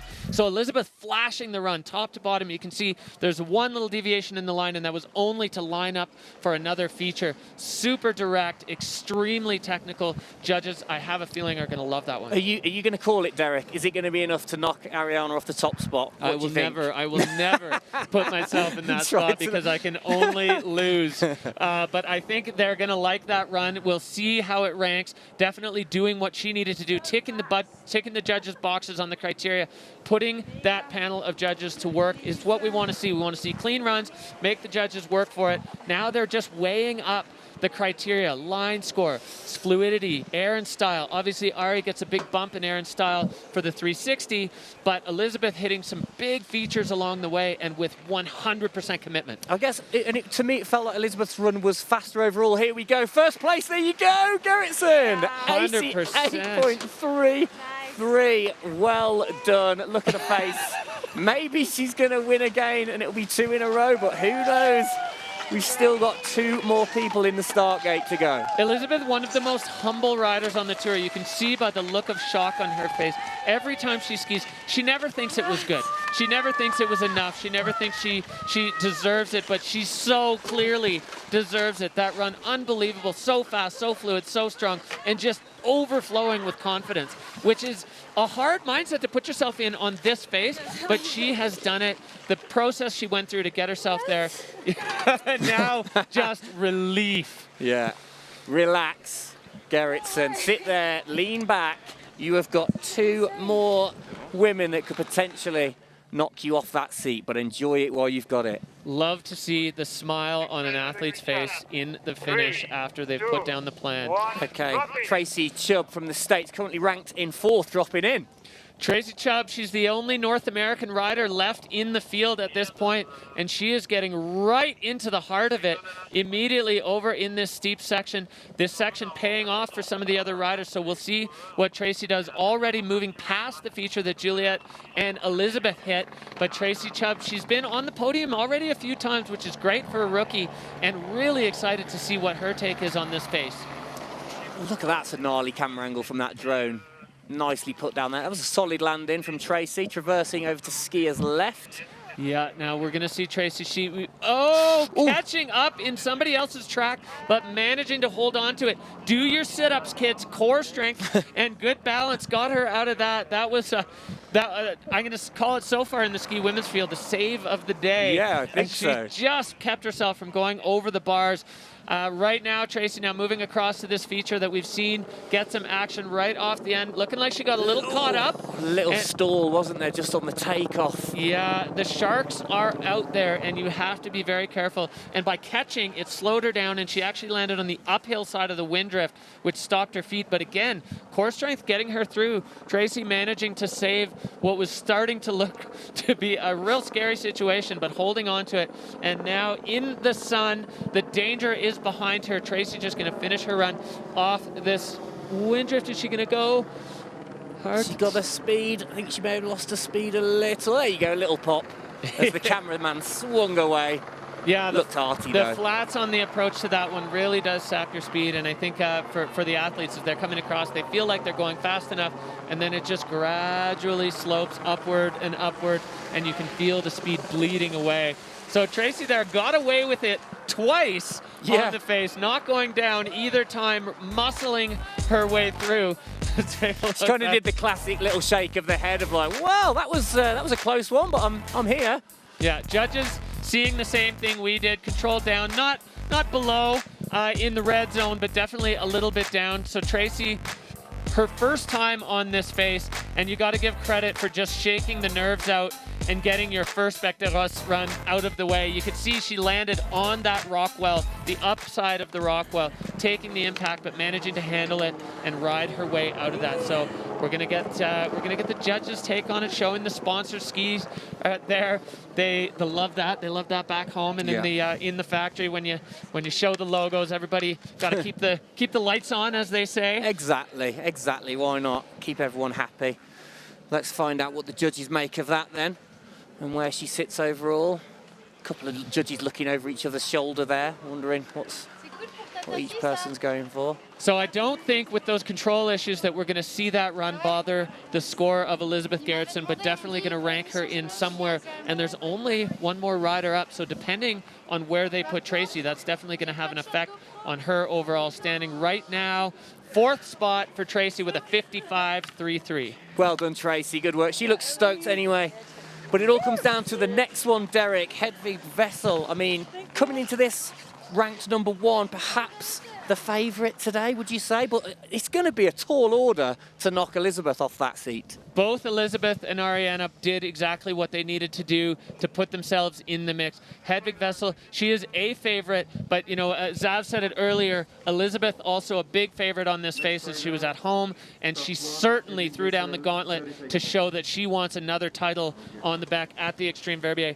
Hedvig Wessel has had a win or die attitude on the Freeride World Tour. We've seen some of the most spectacular moments of the season come from her every season. I mean, she kicked it off at the beginning of the first competition in Andorra with one of the biggest backflips of the day, and the first athlete to do it out of any category, completely changed the day. Yeah. So you never know. And then she finally took a piece of strategy when we were in Fieberbrunn and put down a run that she needed to do rather than just going absolutely hell-bent for the win. So pretty interested to see what Hedvig is going to do here. She's got the title on the line. If she wins here, she can win. But Zuza with a bit of an issue. Juliet obviously with the crash. So Hedvig, we're going to see she's going into the right away, the very technical top part of this track. Little drop, first drop. Main thing is stay on your feet, get that one done. And let's see what she's got next. Yeah, is she going to go all out and go for that win for the overall? She's got to, really. Well, Hedvig showing that she has the ability to strategize, but right now she is over a huge part of this face as she comes down into this feature above a massive set of cliffs now moving across. You can see the slough just pouring down. That gives you an indication of how steep this actually is. The snow doesn't stick at all. It just rolls across. Hedvig, no one's been over here yet. Cross-court air. Hedvig Wessel in a very interesting part of the face. Brand new to the ski women's field so far. Very technical line, isn't it? Picking her way through these rocks. I mean, she's got a good memory if that was her plan of where she was going to go. Yeah, and now just blasting out the bottom, full speed. Hedvig Wessel making the most of these nice snow conditions on the bottom of the face as she approaches the wind lip and decides, no, wind lip's out, the speed's not there, yeah. And I think that's a smart choice for Hedvig there, as it's just so hard to hold the speed into there. There's not a lot to be gained, but you can certainly lose by going there if you don't have the speed for it or if things go wrong. It's almost one of those things that catches the eye and they think, yes, I'm going to have one last jump up there, and then perhaps the speed just isn't there.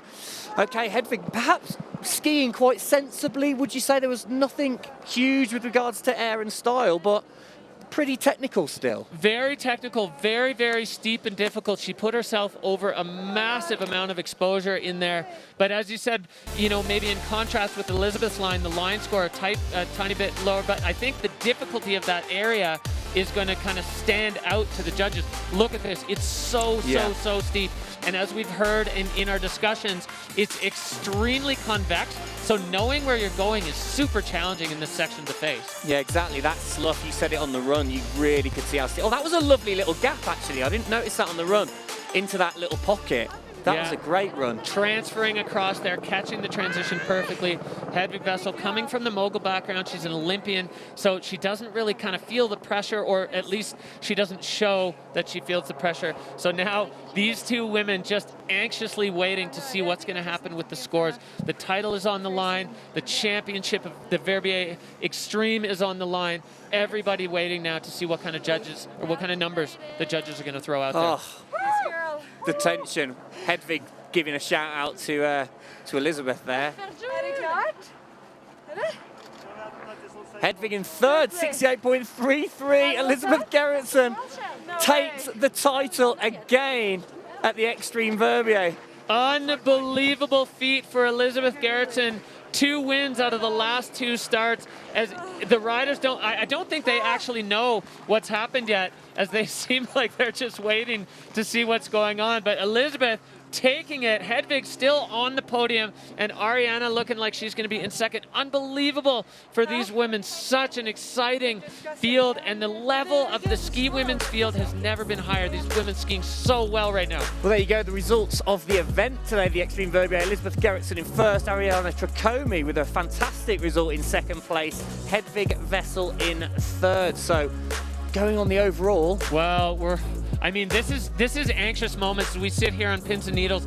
The mathematicians behind the scenes, we are going to take a look here and see what that ended up doing. We're going to see the overall results and see. But I think it was enough for Hedvig. They're working it out. They've got the calculators out. And here we go. The overall... Oh no, it's the overall tour ranking. Gerritsen has taken it, first place. It's made that much of a difference with the win. Elizabeth Gerritsen by 20 points. By 20 points when 15,000 points were on offer today. Elizabeth Gerritsen jumping from 5th place to taking the overall title. It was mathematically possible. We knew it was there. But for her to do that on this face at home, look at her reaction. I can't believe that. My maths was off. I thought Hedvig did enough. Elle a gagné le titre de championne du monde. Et c'est la nana qui se bat le plus pour le droit des femmes dans notre sport. It's unbelievable because I spoke to Elizabeth at the start of the week and she kind of almost had said it was over in a way. She didn't think there was a chance she could take the overall, but you know, it's happened, and that is unbelievable. When we ran the numbers, we saw that it was possible, but so many things had to fall into place. We needed to see both Juliet and Zuzana off the podium. Hedvig needed to not win, and Elizabeth needed to win. The spider web of permutations of that to make it happen were so complex, and all Elizabeth focused on was her run. And if you take care of the run, the title will take care of itself. And never has that been more prevalent than right now, as Elizabeth Gerritsen just went from 5th to 1st overall by possibly one of the smallest margins we've seen in an overall title scenario on the Freeride World Tour. That is unbelievable. Such a spectacular day. Was it 20 points? 20 points she won it by. Just that. That was such a small margin, but that is how champions... Okay, let's go to Jenny Jones, who's having an interview with Elizabeth right now. Oh, congratulations, Elizabeth. You are the Xtreme Verbier champion, but you are also the overall Freeride World Tour champion. What is going through your mind right now? I'm a bit baffled because I'm really bad at math. And I didn't even know this was a possibility. Yeah, you jumped from 5th. Yeah. How about today, the run? Take us through it. The run was a bit scary, like the snow was super changing, and a couple of times I was like, I don't know if I can stick this. But I kind of like talked to myself and was like, oh, come on, like don't crash here, it would be so lame. This is your mountain. Yeah, you look comfortable. So I pushed through and landed the last one and just straight to the finish line.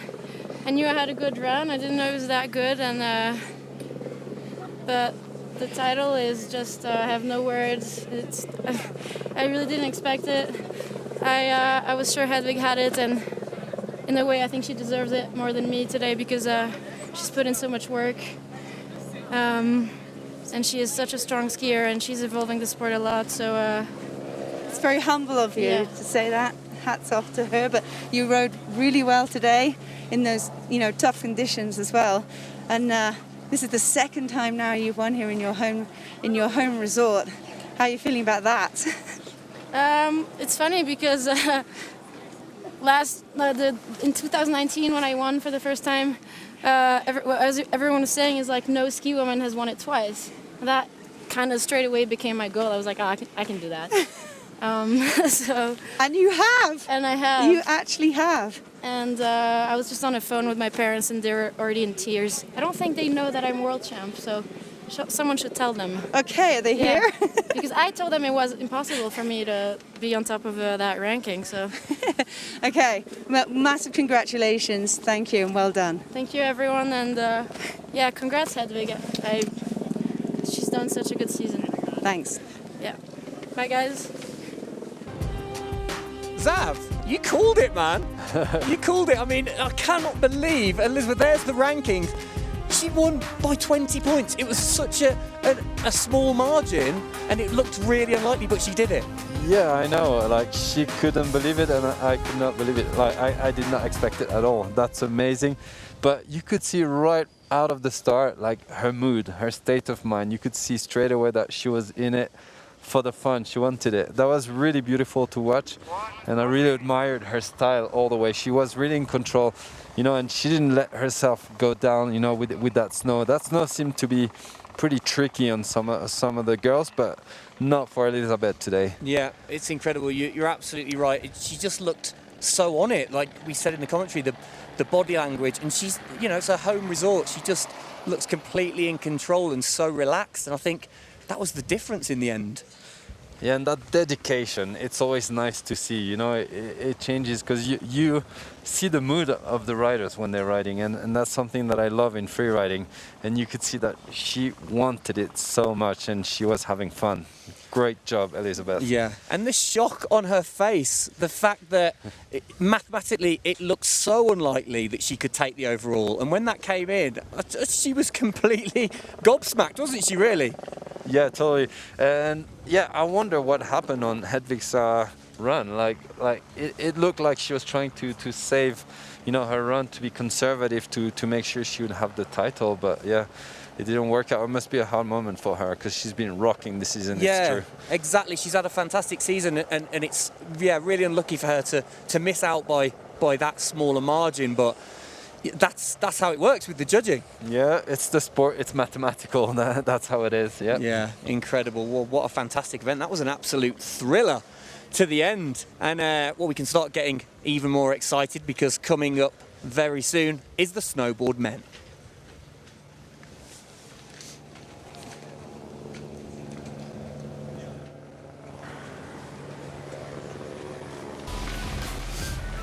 Oh, we're going to have a quick look at the third place Hedvig. This is Hedvig's run first. Yeah, like you say, Zav, it was slightly more conservative.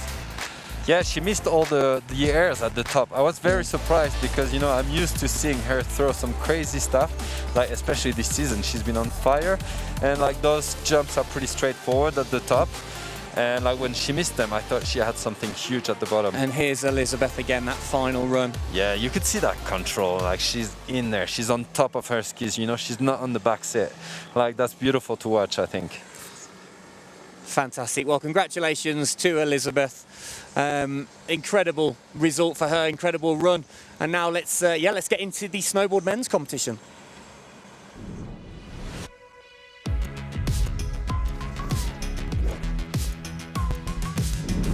Is he going straight? He is! It is a big one! Oh! And he's sticking it! Oh my god! Snowboarding the Bec de Ross is special because of the history. For 25 years now, people have been putting up savage lines down that thing. Okay, well, the snowboard men's competition, the field at the moment is so strong, isn't it, Zav? Yeah, like we've waited for years, and this year has been like really, really good for men's snowboarding. Yeah, there's been a lot of tricks, a lot of different styles of riding, a lot of commitment, and that was really refreshing. It's been amazing to watch. Yeah, definitely. Well, let's have a quick look at how the snowboard men's competition has gone down so far this season. The 2021 men's snowboard field got shaken up by two young guns, Blake Muller and Cody Bramwell.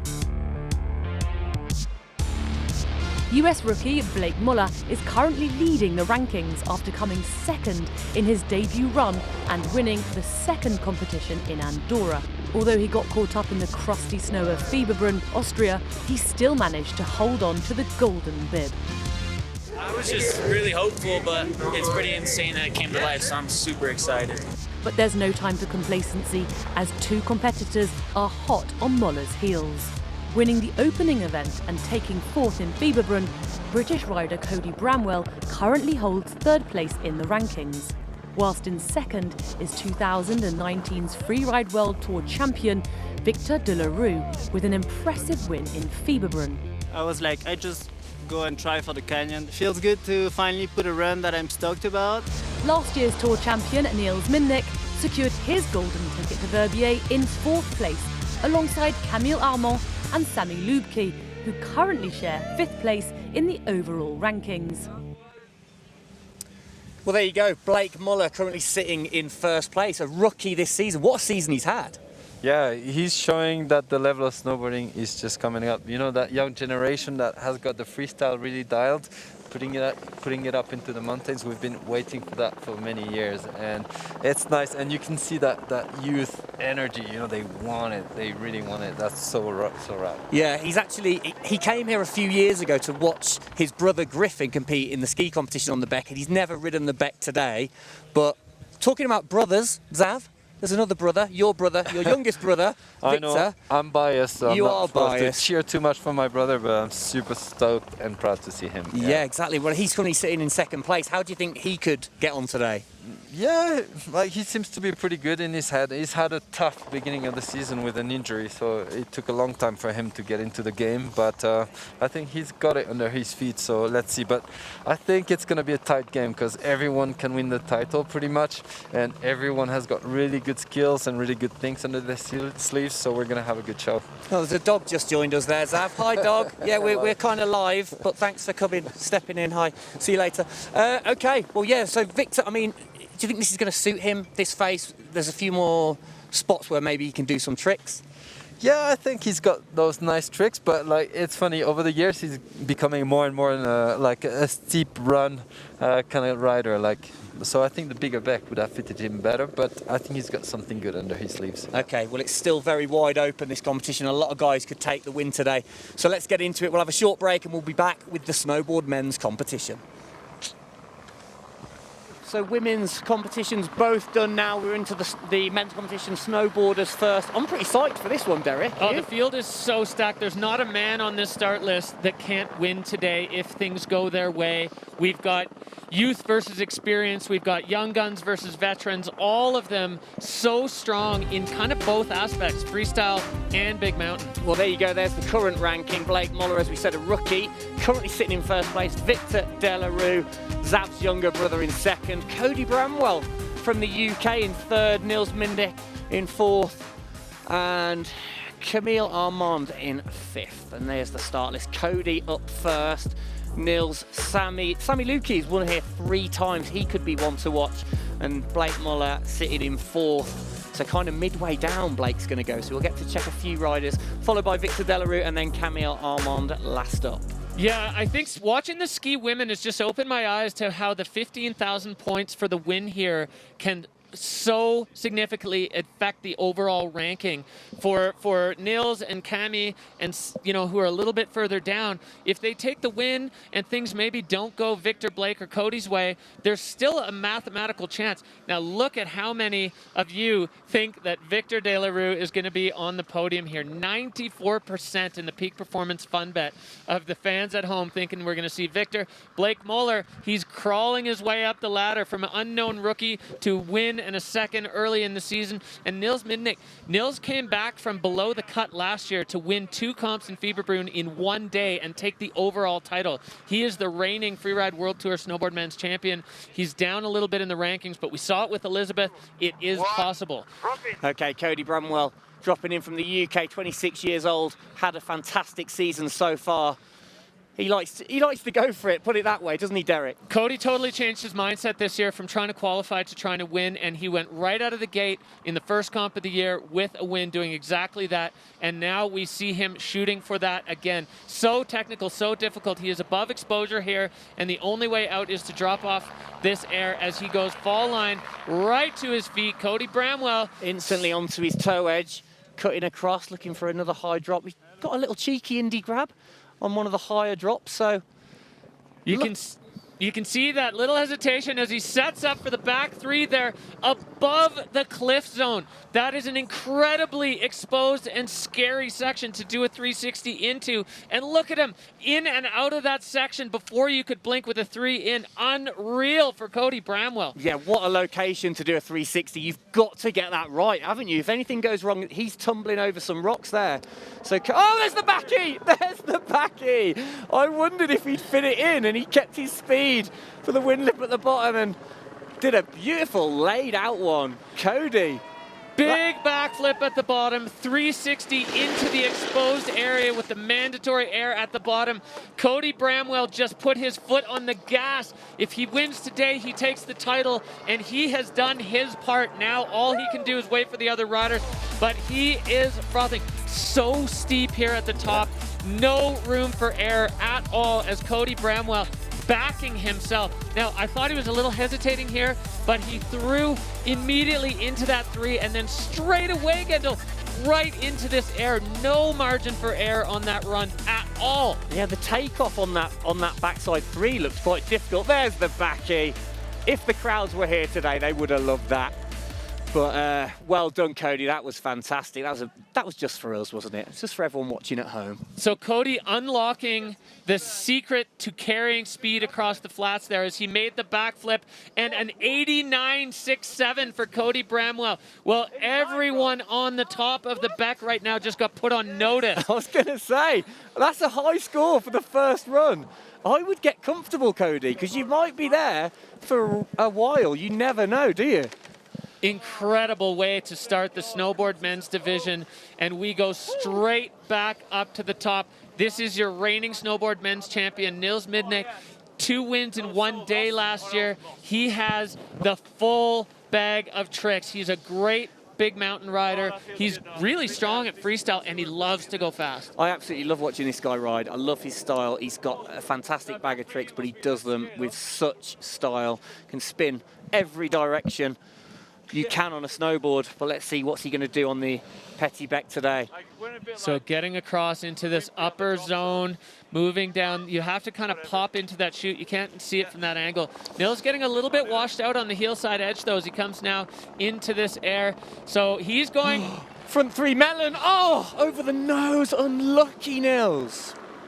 That is such a scary place to fall. Wow. But Nils just taking the 1 roll and bouncing back up. So hearts in our throats there for a second for Niels Midnick. So loss of control there for sure, but what a spot to do that. Unbelievable, yeah. I mean, and he looked like he got a little cheeky grab in there, and he was just slightly over the front, and the snow looked quite heavy enough to punch him over the nose, wasn't it? Definitely a bit unforgiving. If you land a little bit front foot heavy, the nose goes down and gets under the snow. It's going to stop your feet, and effectively it acts like a tripwire, and you go over. Nils, you know, he got control right away back, but unfortunately for him, the judges, they never blink. They saw that, and everyone saw that because that was a terrifying place to have that happen. Oh, my goodness. But like you said, if, you know, someone further down in the ranking like Nils, who's in 4th, there's a backside 3 melon. That was beautiful. Love that, Nils.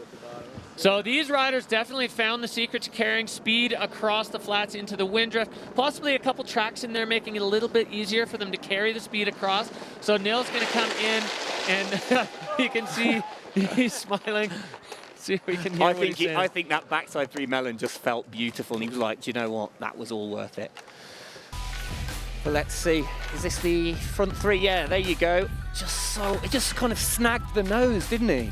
Yeah, that's really unfortunate, and you can see on the judging bars control down for Nils, and then having to air out of that section as we get out into the open face. Now Nils' focus is holding speed for the wind lift as he did. That was perfect. Oh, that was he nice. landed right over his board. Balance, excellent. Execution, perfect. But Nils Midnick definitely going to be docked for that fall up high. Yeah, it's a shame, but it's like you said, Derek. Yeah, as I was saying, he's 4th, 2nd place, 59.67, but he had to go for it with a bigger trick higher up. If he was going to knock Cody off the top spot, you've kind of got to risk it, haven't you? Well, that's it. When the first rider out of the gate puts a run down like that, the level just goes up and up. The temperature, the thermometer, it goes right up to the top, and every rider knows, okay, it's got to be plan A+ if I want to knock Cody off that hot seat. So every one of these guys, they're just going to throw caution to the wind. They're going to do everything they can to get the win on the Beck today because the title is on the line at the Xtreme Verbier. Exciting moments here at the start gate. It is. It just goes to show that, you know, these boys came to play today. They want this, don't they? And this man is definitely one to watch. He's won here 3 times before. Sammy Lukey from the US, 31 years old, 9 seasons on the tour, overall champion 2016, 17 and 18, and he knows what you need to do to win on the Petit Bec, I'm sure. Well, his last 4 starts, he has 3 firsts and a second on this face. So you'd be crazy to bet against Sammy. He's had a bit of a struggle this year, just some falls and some tricky snow getting caught up, but right out of the gate, Sammy Lukey looking strong and making a case for himself to stand on the podium here in Verbier today. Nice little indie grab at the top, solidly getting that grab as well, so the judges will appreciate that. Where's he going to head next, though? What has he got up his sleeve? Yeah, it's very steep here, and the sun definitely starting to have a bit of an effect on the snow. Sammy catching that wind drift and 3-ing out of that section. We've seen people air into it, but Sammy finding a brand new take on that feature with a 3. Judges are going to love that. They'll definitely like it because he's still pretty high up the face when he did that backside 3. Didn't get the grab on it, which I'm sure he would have liked to have done, but still more important that he landed it, really.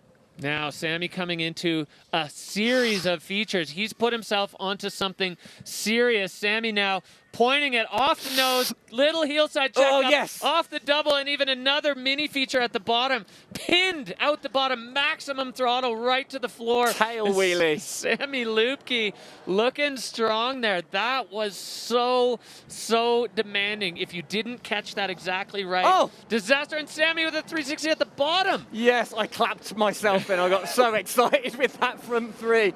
So we saw an indie grab, a back 3, a front 3, and that cheeky little double line in the middle. That had a bit of everything, I'd say.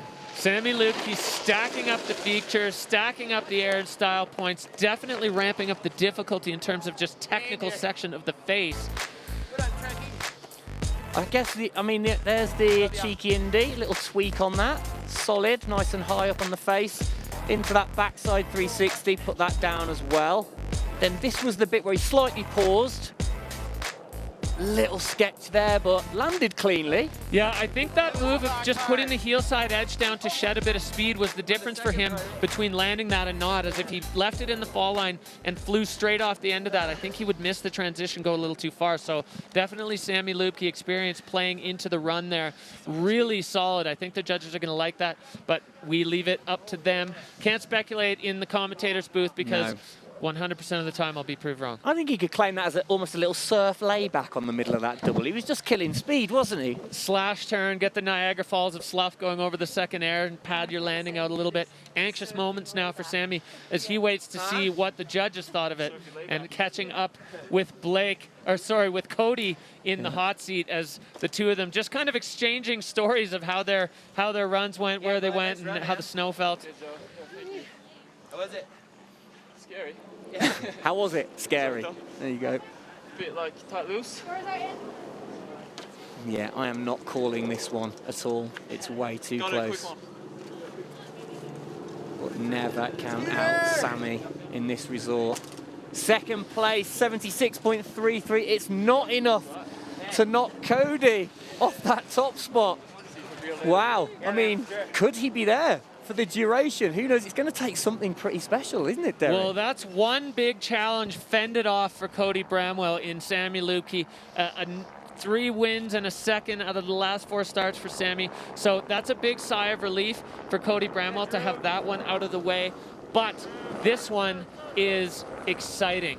Blake Moeller, if snowboarding was the earth, Blake Moeller would be the burning magma core of it. It burns inside him. He loves it. He rides with so much passion and just in it for the fun. You love watching him because every time it looks so exciting. He does look like he's just having fun. I mean, even there when he jumped out the start gate, just popped a little ollie, getting the legs ready.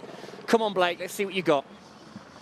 So straight away into it, picking up some speed. Now just keeping things controlled. It's so steep up at the top, and there's not another track in this section where Blake is going. I can't wait to see what he's got lined up. It's a nice little air. That was a decent pop off that. Where's he going to get a trick in? It seems like you've got to get your tricks in on this face now. Here you go. There's a track he might be looking at here. Now Blake coming across into this section. 360 Nice. into the exposure. Unreal. What a spot to do it. And now Blake airing out, getting the tweak. Shifty pinned in the fall line now. Throttle wide open for Blake. So 360ing into that section. So scary, so gnarly as there's zero room for error. And across to the wind drift. What's Blake got lined up for us? Cheeky little indie grab, little floaty, almost a backside shifty there, but I mean, everything he landed was perfect, wasn't it? There was no hands on the ground. There was a backside 3. The first drop was nice. Still not sure whether it's enough. I don't know. I'm definitely not going to try and guess. Yeah, it looked like the lip on that final wind drift had a little bit of a funny kick that he didn't expect. Watching Blake approach that, kind of expecting something wild. And I wonder if the kick just kind of threw him off and he thought better not to chuck something over the... the backside 3. I mean, it's quite a steep part of the course to land on. Again, quite a high risk area. A little waggle in the air there, so didn't quite get the grab that he wanted, but still, let's see. I think Blake just got thrown a little bit off by that lip, but the 3 into the exposed section with the mandatory air out, so committed for Blake. Love to see it. Love to see him just putting his expression on the mountain. This is their canvas, and riding is their paint. They do everything they can, whatever they feel, and it's so interesting to see the lines that stick out to the different riders in terms of where they actually want to go, what they're attracted to on the face. Absolutely. I mean, his line and the graphic there looked pretty direct. But let's see, 89.67 still to beat from Cody. I mean, Cody's line really had it all, didn't it? It had the freestyle, it had the gnarly steep sections, and then the huge backflip at the bottom. It was stacked with features, stacked with air and style. The judges loved it. Even the first rider of the day, it's rare to see such a high score. Second place, there you go, Blake Muller, 82. It's not enough to knock Cody off. Again, a little fist pump, and Cody sits tight. Look at him, look how stoked he is. He's like, yeah, I'm still here. This is pretty surreal. So that's another big challenger to the throne, fended off by Cody Bramwell, but there is no room to breathe because the next man out of the gate is possibly the biggest challenge to take Cody off the hot seat. Victor De La Rue, we heard it from Xav. Victor is kind of switching from pure freestyle to the big mountain. You know, he's always on the big lines, kind of mountaineering around. This is going to suit him, and I think he likes it. Coming hot off a win in Fieberbrunn as well, so confidence will be high for Victor.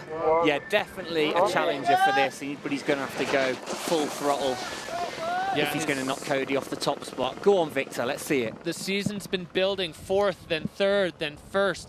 Can he hold that momentum as he comes in here right out of the gate into a serious section, doubling off it, and perfectly clean. Victor right over his board. Now just needing to control the speed. He doesn't need to shut it down. He just needs to put himself in control so he can access his next feature, There's which he does. There's the 3. Hold it, Victor. He does, and he's straight into another drop. Absolutely gunning it.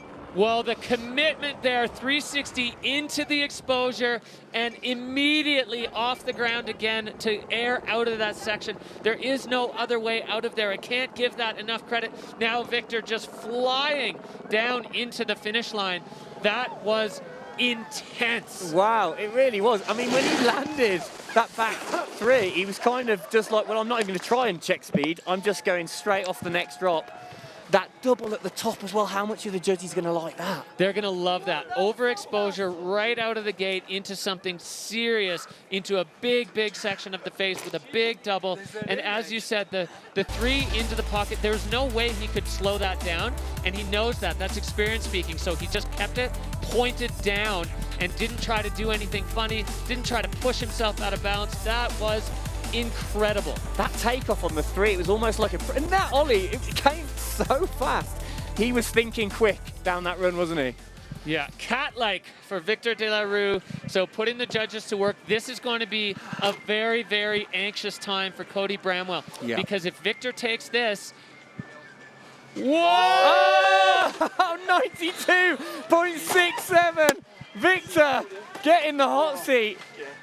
Big hug with Cody. Unbelievable. You know, I've got to say, I did love that run, and I can see why the judges did too, Derek. So committed, so many features, every single one of them incredibly consequential. Victor De La Rue just put his stamp on the petit bec. He knew exactly where he was going. There was 0 balance issues, line deviations, nothing. Flawless run from top to bottom. That was an incredible display of snowboarding from Victor. I think that's what you want to see at the Xtreme Verbier, and the judges want to see. It was the fact you land and you're going. You just want to get down that face. The whole run felt fast, but there is one more man left, Camille Armand, age 28.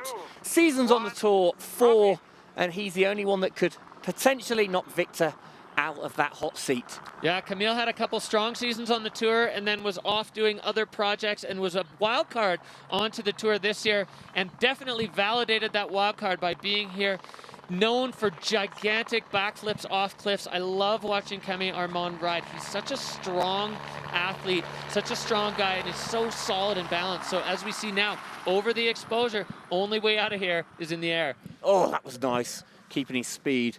Absolutely flying, Camille. Hold it, dude. Oh, slightly sketched out on that toe edge. That's a shame. I love to see he took a slightly different path, different trajectory off that upper air and found himself a clean landing. Oh, the backflip. Oh, no, Camille. Oh, my goodness. Sorry, Derek. I got so excited there. Jumped straight over you. The backflip came from nowhere. Just not quite able to hold it in the crust there for Camille Armand. I said he was known for it. He's shown that he loves it, and another one there, and that one clean to his feet. A redemption flip at the bottom of the face for Camille Armand. Absolutely. He was like, guys, see, I can land them. See, that's fine. But the first one was absolutely huge. It looked like it was a bit of a pre-takeoff on that clip as well. But wow, absolutely loving that. A lot of respect from the guys at the bottom. That's Victor. What a committed place. So let's have a look. Camille Armand entering this, again, so steep, so difficult, and then nice and clean as he makes his way down. I love the way he took this over the bomb holes out to the right. A clean landing after so many riders have been through there. That's what you dream of as a competitive freerider. And then that, you could see it was the early takeoff, and then he just, if you put enough impact on the snow there where it's kind of flat, you do break through the crust. And unfortunately, Camille going down in that punch crust.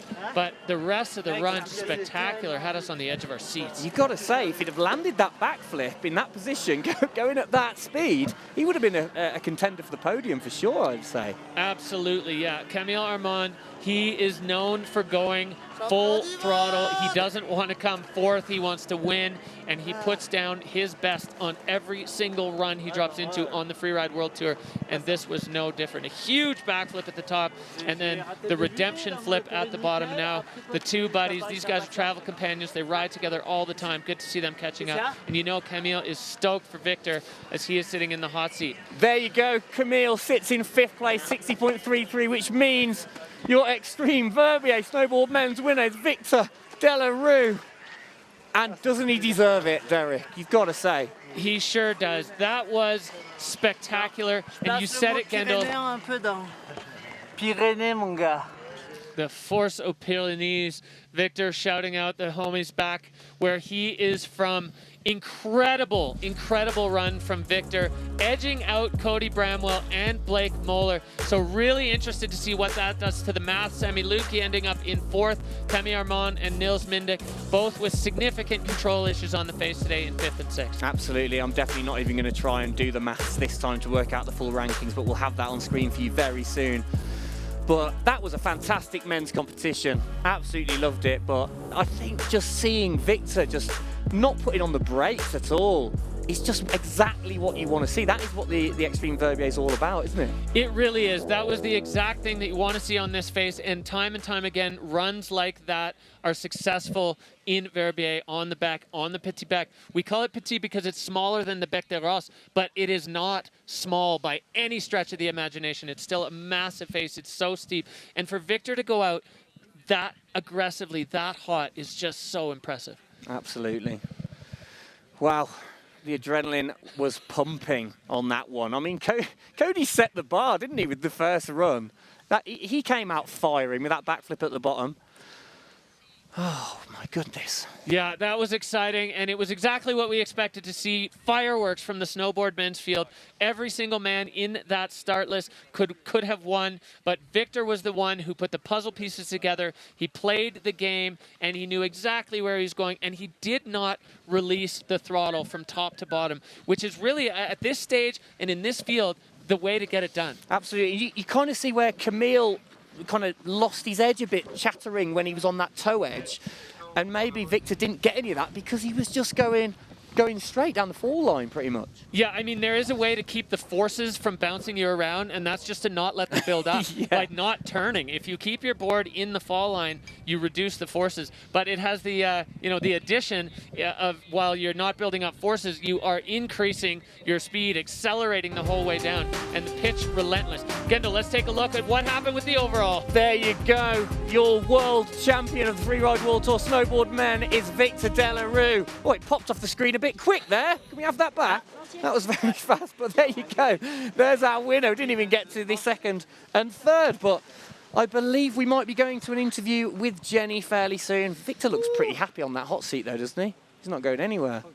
He is so happy, so excited. He did what he needed to do, bumped himself into the top spot, and he is our new Freeride World Tour world champion. There's the microphone coming into the side of shot. That means Jenny's primed and ready. Victor's getting his watch on, making himself at home. Okay, let's head over to Jenny for the interview. Victor, congratulations. You're the Xtreme Verbier champion right now. You came into that run like a rocket. How was that feeling going through the double? That double cliff that you took? Oh yeah, that double cliff was really scary, peppery and steeper, and I took so much speed afterwards, and I just had time to do 2 turns, and my next feature was already there, and I thought I would have way much more time to get it. Yeah, I'm just so damn stoked on riding fast and doing that 3 and going to the steeps and making a good score. Yeah, and I feel like, it's the Petit bec, but you're still as excited to ride down that phase? Definitely. Well, I was at Petit bec and I was on the summit and I was looking at the line I was supposed to do on the other one, and I was like, oh, maybe a good thing we're riding on the small one. It's like a the ninja. big one is really like a monster thing, and yeah. But like a ninja coming down there, you had the freestyle, you had the airs, you had the cliffs, you had the whole thing. Basically what Xtreme Verbier is all about. How are you feeling now about being the champ and the overall Freeride World champ? I definitely didn't expect that, but I was just trying to focus on my run and not care about what was happening around. And my run happened way too fast, but I just made it, so I'm really happy. Enjoy being the winner. Congratulations. Thank you so much, Jenny. Woo! Well, Xav, you're going to hear about that over dinner for many years to come. Your little brother did it. Oh yeah, there's a party lining up. I couldn't help myself shouting in the TV room out there watching him. I bet, but he thoroughly deserved it. What a run. No, I'm so proud. Like the way he rode was so insane because he took so much speed, let it go, kept the flow. I really love that there was really no hesitation moments, and that's like something that he's improved a lot on. Yeah, and you could see that his skills are becoming really broad right now, and I was really scared. I knew he was gonna hit that double, and you see the speed he had, and with that snow to shut it down, it took him almost till the next feature, and he still managed to throw that 3, which was really good and not easy. He put a lot of hand down there, but kept the flow, and it's all about keeping that flow, especially in snowboarding. You can't traverse that much, otherwise it really cuts the kind of the rhythm of your line. Yeah, exactly. And as we said in the commentary, that's the Xtreme Verbier for you. That's what you want to see, don't you? Just want to see it guns blazing straight down. Yeah, exactly. There's the space for it, so why not use it? And absolutely. It's been done brilliantly there. Well, there's the overall standing. Victor in first place, Blake Muller in second, and Cody Bramwell from the UK in third in the overall. What a fantastic season for Cody as well. Yeah, like the young guns are bringing a really good fresh air into men's snowboarding. Like they've got their tricks really dialed, and you can tell that they need a tiny bit of experience on more alpine terrain like here, but they will get it by next year, and I can't wait already for the next editions. Absolutely, and Blake, his rookie season, fantastic result for him, second overall. Well done, Blake. Okay, we're moving on to the final event. It is the ski men.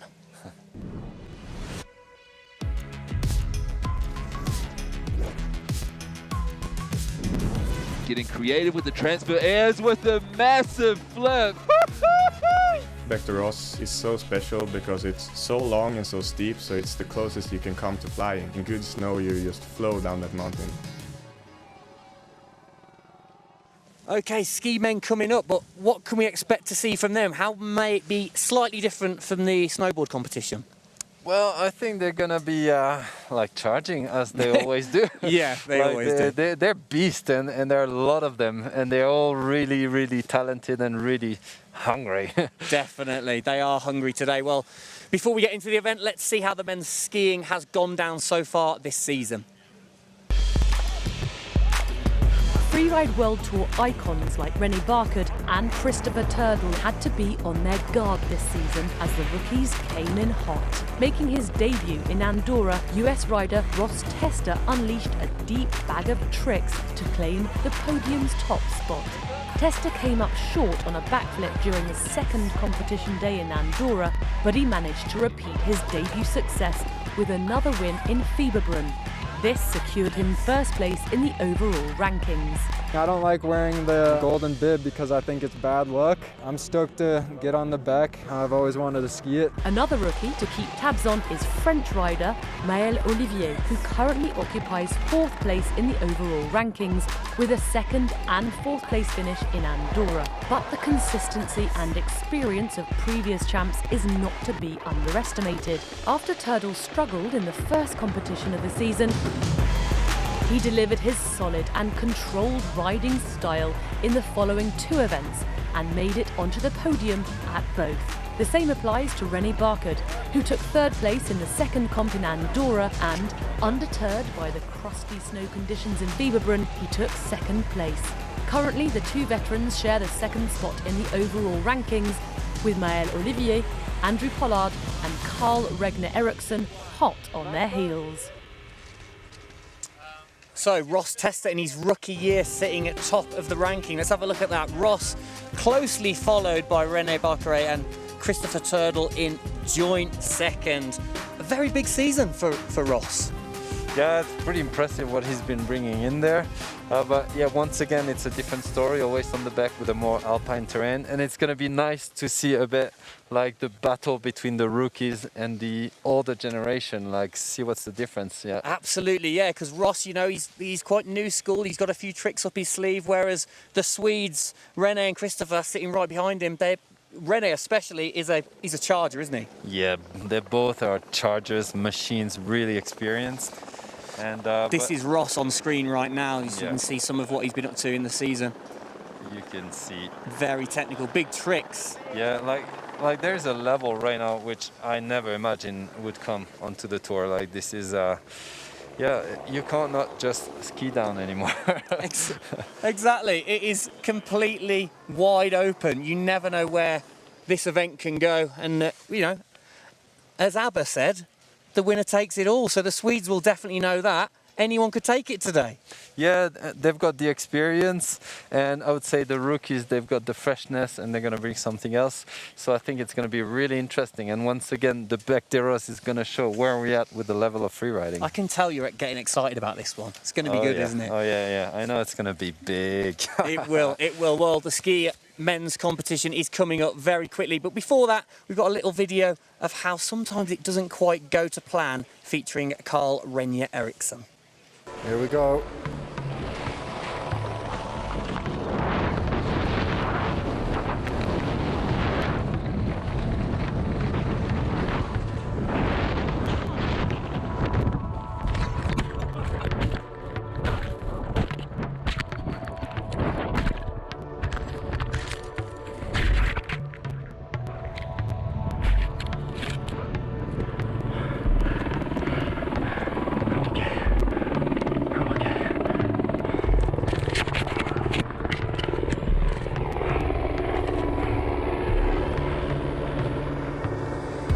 First time I was back on skis after the crash was actually back here in Åre. I had 2 weeks off because my body was so sore. Felt like I was like 85 years old after that crash. I couldn't walk or anything. I was so sore, my whole body. The crash didn't change my confidence in skiing. I know I can ski down Bec de Ros, but it made me look different at competitive skiing, I think, and what skiing I should do when competing, like what line choices I make.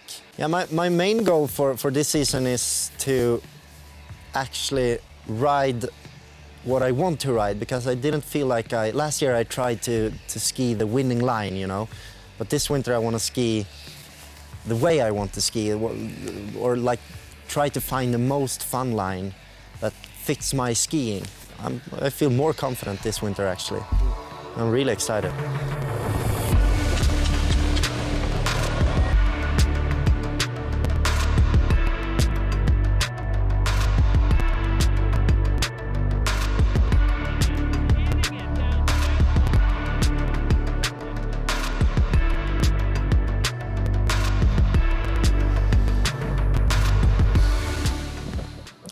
Well, good to see Cole back and didn't get too injured on that one. It's a horrific crash, isn't it? That was unbelievable. Carl, definitely, he said it there. He was rattled after that. I mean, anyone would be. He said he was so sore, felt like he'd been hit by a truck.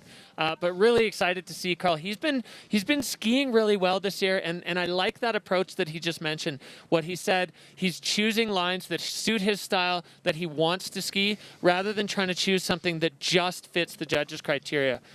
Exactly. I mean, obviously you don't want to push. You've got to push yourself a little, but when you're riding something like this, it can go horribly wrong very quickly, can't it? Yeah, exactly. So taking a look at where we are sitting right now, it is tight, tight, tight at the top of the leaderboard. Very much so. Ross Tester sitting in first place in his rookie year, Christopher Turdell in second, and René Barclay joint second. Male Olivier in fourth, Andrew Pollard, and, well, there you go. Yeah, so moving on down there, it's anybody's game. Basically, Ross, he needs to finish on the podium today to secure the title. Beyond that, it gets a lot more complicated, so we'll let the riders do their runs and let the math take care of itself. This is our start order for the Xtreme Verbier today. Absolutely. You could see there the three Swedes looking quite far down the pack, and Ross Tester even further in 12th, so he's going to be right at the end of the day, basically. Dropping last, I think today is possibly a huge advantage for Ross, because he's going to know exactly what he needs to do. He needs to finish in the top 3 to lock it in, but if Christopher and René don't have great runs, then he knows it doesn't have to be quite as crazy. But we heard you and Xavier chatting before about what it's going to be. I think we're going to see a lot of runs in the sort of frame that we saw Victor go. That absolutely full throttle with tricks, but really no slowing down, you know, carrying speed the entire way from top to bottom, as every single man on this start list wants to win. The Xtreme Verbier title is one of the biggest things you can win. The trophy, you know, everybody wants that on their mantelpiece, so they're certainly going to go out firing to get it. It's kind of the equivalent of winning Wimbledon in tennis, isn't it? If you win Wimbledon, you're famous in tennis forever. Same with this. If you win this once, you're a legend. You are a legend. And speaking of legends, we've got 2 established ones and 1 in the making. Christopher Turdell, 82% of you voted to see him on the podium. René Barclay, you can't count him out. He's got 3 titles on this face. He knows what to do and how to make it happen. And then the young rookie, Ross Tester, California kid out of the Squaw free ski team. Well, it's possible.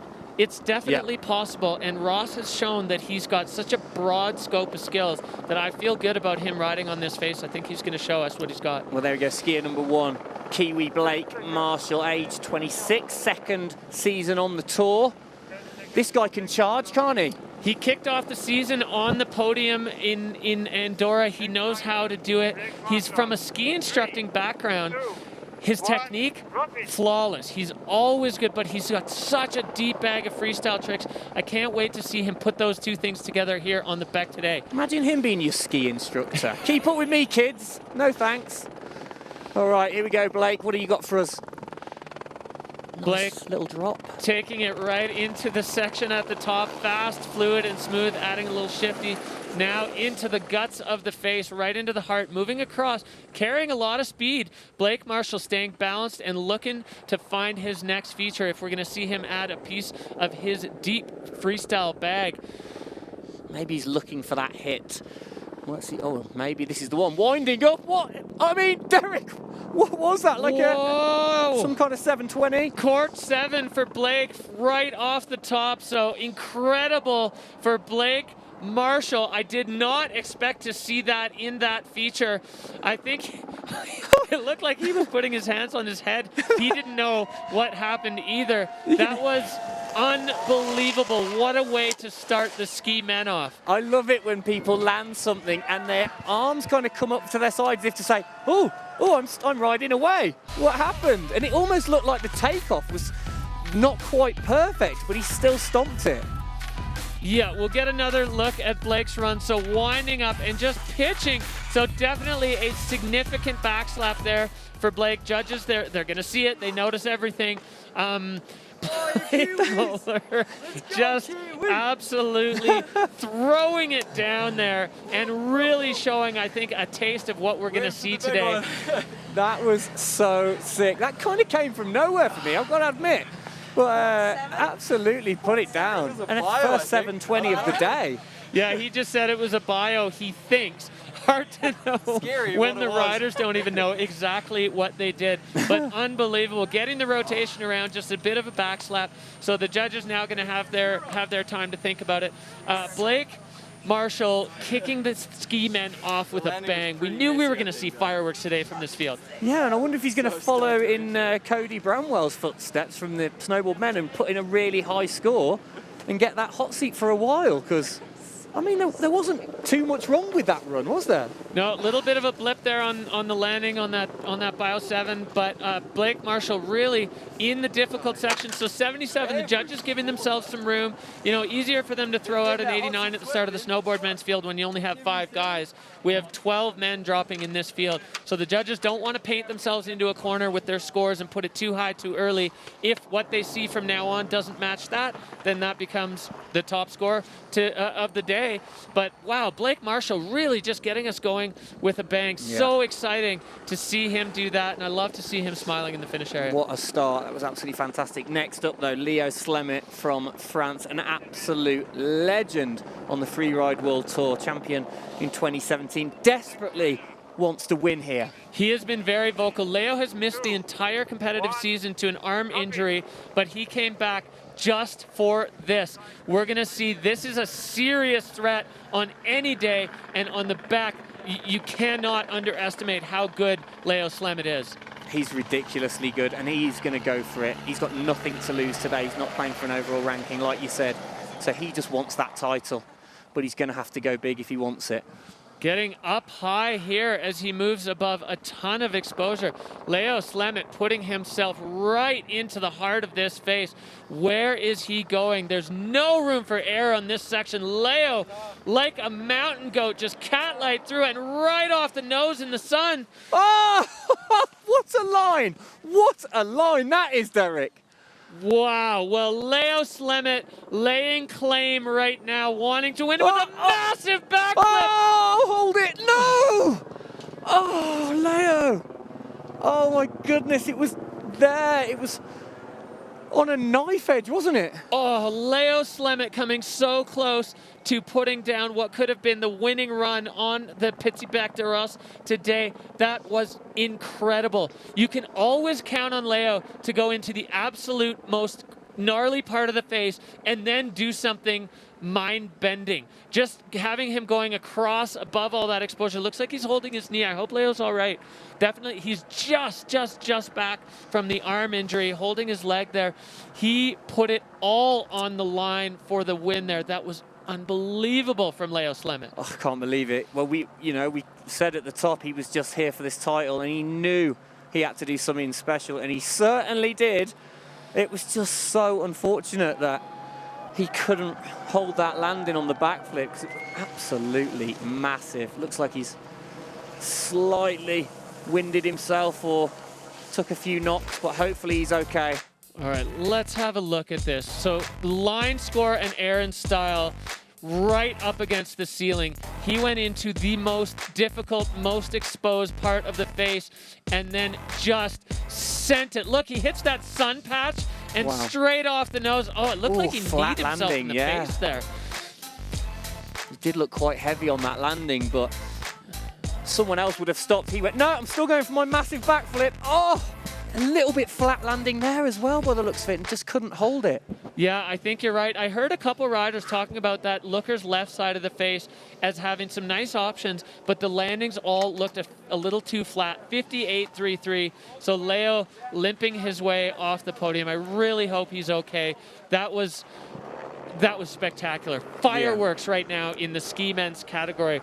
This is what we signed up for, and this is what we're getting. Didn't we just? I'm so stoked with the first 2 runs. It just goes to show there's no holding back on the Petit Bec. Oh, okay, next up, we have got Austrian Tau Kriebik.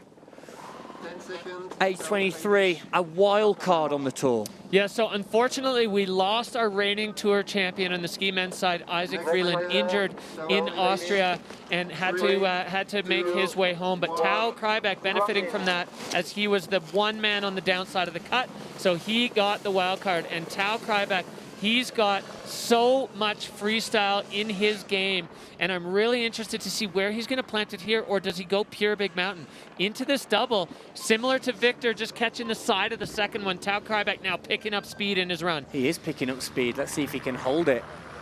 There's a 360. Put that down beautifully. Cheeky 360 cross court up above the exposure. Now moving into this section, he's above a lot of rock. He's going to find his way into this section through a little double and puts himself above this big nose. Yes, and holds it. Holding on, Tau Kriebik just by his fingernails to that run, just managing to stay on his feet and now speeding across towards the windlip. Let's see if Tau's going to get enough. Yes. Catching the tail grab there on the shifty, definitely playing it smart, as Tau Kriebik has been one of the men who has done the most great runs that have ended at heartbreak right at the end. So you hate to see somebody do that. And Tau playing it smart there off the windlip, just keeping it together. Oh. Wow, Tau Kriebik. He looked like a man relieved there. What a run though. Fantastic. Started off, he looked really confident for a wild card. He sure did, yeah. Really technical with those jump turns approaching the air, the 360 across, and then he put himself right into the heart of it here above all this exposure, stepping into it, and then straight off the nose over all that rock. That's definitely going to count as a backslap for the judges. You could see him get laid down there, kind of bouncing out, the arm going out. Yeah. They notice those things, the details, the fine details. That's what the judges are looking for, because they have to break this down. Especially with those slow-mo replays, but let's hope he gets a decent score for that. Met his mom and dad this week. They were staying in my hotel. Lovely people. And they actually told me a little fact that he was born in Senegal, in Africa. Lived his first year there. So that was a good fact. First African-born rider down the Bec, perhaps. 66 points for Tau Kriebik, dropping him into second spot behind Blake Marshall. Blake holding on, another challenge there. A couple of big ones out, but or knocked out, but still so much talent up here at the top of the Black. Hey, Mom and Dad, there you go. Hopefully they're, I don't know what time it is in New Zealand right now. I think it's the evening. They're probably watching. Okay, next up then, Amar Navarro. Now this guy, he doesn't hold back, does he? Amar Navarro is a wild man. We've seen it everywhere we go. He goes full throttle. He will find the biggest thing on the face with the narrowest margin for error and fly at full speed into it. He only has one speed, and Amar Navarro on course now on the Petit Bec. We're going to see where he ends up. I can't wait to see him unleash on this face. Do not take your eyes off the screen for this. Had an absolutely incredible run in Fieberbrunn and was unlucky when he lost a ski.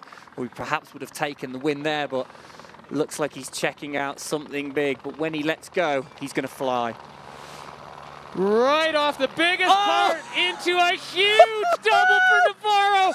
Pinned and catching another piece at the bottom. His run, blink and you miss it. The biggest double on the face, the biggest place you could go, and sending it absolutely to the moon. Navarro, look how happy he is. Absolutely. Going wild, pumping the fists. That was fantastic. And it must just feel so good after being so unlucky in Fieberbrunn to put that run down. Yes, you celebrate, my friend. We are in an era where freestyle is almost mandatory in the Freeride World Tour, but Navarro, a throwback to pure big mountain freeride. Look at the fluidity. You couldn't be more fluid. Huge to straight line, and then this last little section just floating over it. Aymar Navarro, it's what we knew we were going to see, what we all had our fingers crossed for, the classic Navarro. That was magnificent. Look at that. Look at that follow cam of it. The drone can't keep up with him. Yes, I love that. That was absolutely fantastic. That is what the Xtreme Verbier is all about again. Look at that line. Across, and then straight down the goal line. Aymar Navarro, 86.33, moving into first place. Unreal run, and Navarro taking the hot seat. I think out there, especially in Spain and Andorra, everybody rooting for this guy. It's the first time, can you believe that he's been on the Bec de Ros in the Xtreme Verbier? Well, imagine, I think that was why maybe that emotion came out of him, because he must have wanted to do that for years, to ride here and show what he can do, and he just did it and just blew everyone away. Unbelievable. Okay. Maël Oliver next from France, currently 4th overall, 27 years old. A rookie this year. What can we expect from Maël? Maël Olivier, we've been calling him the veteran rookie. He's an extremely experienced rider. He lost a couple years to injury, had a big head injury. He took the time to come back, and it was worth it as he was holding the golden bib early on in the season. Such a strong skier. Look how fast he's going already into the run. Maël always going big, and he's got such a great spirit. He's happy, he's smiling. Now up high into this exposed section, you can see Aymar's track there that just looks like a stripe. Olivier, clean so far, holding on and looking like, just punching into that wind drift. Maël Olivier going from 100 to 0 in 1 meter. He's okay, arms are up though. It was almost like, it looked like he'd lost his bearings for a moment and wasn't quite sure about charging and keeping going as fast as he could, and hit the brakes, and it was all over, but he's okay, that's the main thing. Yeah, and it's quite ruthless on this face. If you put your skis across the fall line with that speed, well, of course, you're going to go the direction that you pointed your skis. And in that moment, the direction his skis were pointed to, there was that wind lip there, and there was nothing he could do. He was into it before he could blink. Things come at you so quickly when you're going that fast. Absolutely. He's smiling though. He's happy. There's always got to be that little bit of relief when you make it down unscathed. So let's take a look. You can see him. He takes off, landing, getting sat down a little bit. Now this is where he's accelerating more than he wanted to. He put his skis across the face, and it's one of the things we work on with the juniors when we're coaching.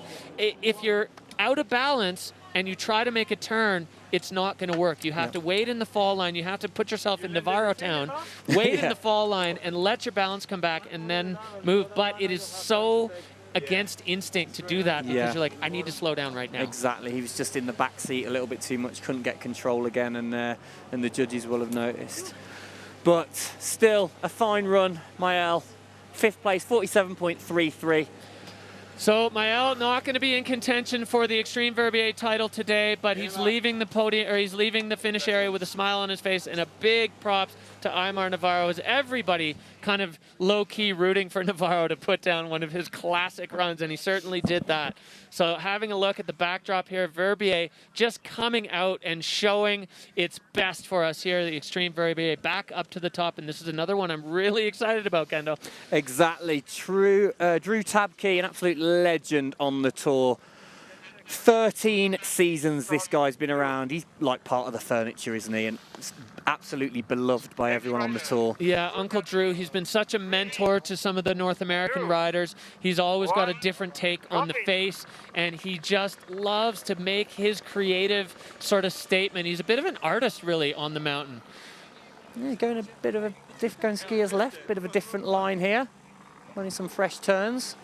If there's one thing you can count on from Drew, it's a different take on the face. He's got always the creative moves, cross-court variations, transfers, coming down into this mandatory section, but from the different angle. And now picking up speed, Drew Tabke moving cross hill and getting in above the exposure, floating it out. He loves that lofty move. And finding two where other people only had one. Tabke now straight off the nose and just avoiding the bomb hole. Woo, Drew Tabke keeping us on our toes. Drew, that was a fantastic run. So floaty with some of those airs. He was almost lifting his arms, giving it a bit of a spread eagle. Going over. Is he hitting the... Oh, there's the backy. Massive. A huge backflip from Tabke. You could see he was just trying to carry speed, holding that edge and picking up speed. It's really hard to tell from at home, but it's so flat on the approach to that. But Tabke managing to keep the speed up by just a nice clean edge and then laying down the Tabke backflip. You love to see it. So smooth. Like you said, lofty. He always just hangs in the air for a little longer than you think he's going to. He's got more hang time than Michael Jordan, that guy. It's fantastic. And that backflip, what a crowd pleaser. Yes, Tabbers, here we go. Just popped a little bit early and just floated into that transition. Yeah, and again, finding two airs into that exposed zone where everyone else only had one, catching a couple turns to control himself, finding the right spot to land in, and then Drew Tabke just hitting the gas wide open. Yes. Look at this massive lofty backflip as he rides out, guaranteed with a massive grin on his face. So far, the veterans really putting it down on the Xtreme Verbier today. Yeah, for sure. And I think you're right about Drew when you said it was he's creative. It felt creative, that line. It just looked like he was just having fun and just kind of popping off a few different little obstacles. But will he beat Amar Navarro? 86.33 still to beat to get into that hot seat. Those runs couldn't have been more different. No. Drew moving cross hill, pop, pop, boing, boing, playful fun. Navarro put himself into position and then hit the rocket boosters and pretty much the afterburner through the finish line 1 second later. They were so different. This is where it's so difficult to be a judge. When the runs are completely different in character, you just have to hit the criteria: line score, fluidity, control, technique, all of those things, and just see which one stacks up on top. But both of those runs to me were absolute magic on the back today. Yeah, for sure. And yeah, like you said, in totally different ways, but equally as special. I've got a lot of time for Drew's backflip though. Yes, Tabbers, that was sweet. Well, let's see. I mean, taking a while for the scores to come in. You know when it takes a while that the judges are really deliberating. They're matching the criteria up run to run to see which one is going to come out. Here we go. Second place, 80.33. Still a fantastic score for Drew. Imar's Big Mountain Mastery holding strong. Yeah. Drew Tabke, definitely a solid claim there for second place. And you can see the camaraderie amongst the riders. Everybody's stoked to see Imar put it down. Drew Tabke happy. He's pumped for his buddy, also for himself because he did his plan. And Drew Tabke stoked to be out here on any given day. Absolutely. He absolutely loved that. What a way to finish the day for Tabbers. Okay, next up, Andrew Pollard from the States, age 26. Got a fantastic mullet, this man. Third season on the tour. Andrew Pollard, the heir apparent to Drew's title as most creative man on the face, riding out of Alta, Utah. Definitely missing his sister Jacqueline on the tour this year. She's been a title threat every year. She's out injured, so Jacqueline, we miss you out here. Andrew, similar to what we've seen, but so fast and smooth as he comes into the mandatory air. Really, really solid so far for Andrew Pollard. Wow, where's he going up there? You're right, this is a creative line into the sun. Scoping out another little drop into that slight little buck on the hardish landing there, but he's still flowing.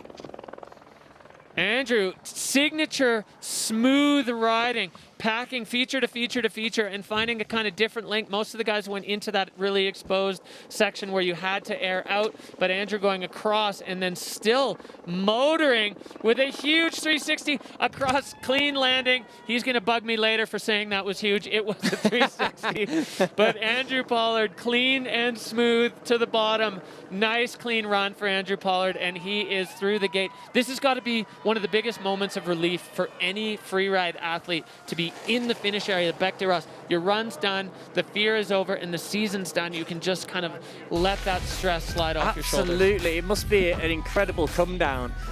quite a lovely little line from the drone there, popping into that gully. He had quite a few hits, didn't he? It was packed with variety, that run. He did, yeah, and he's kind of known for that. He just packs the features together. When they're compressed like that, you really have to lean on the technique.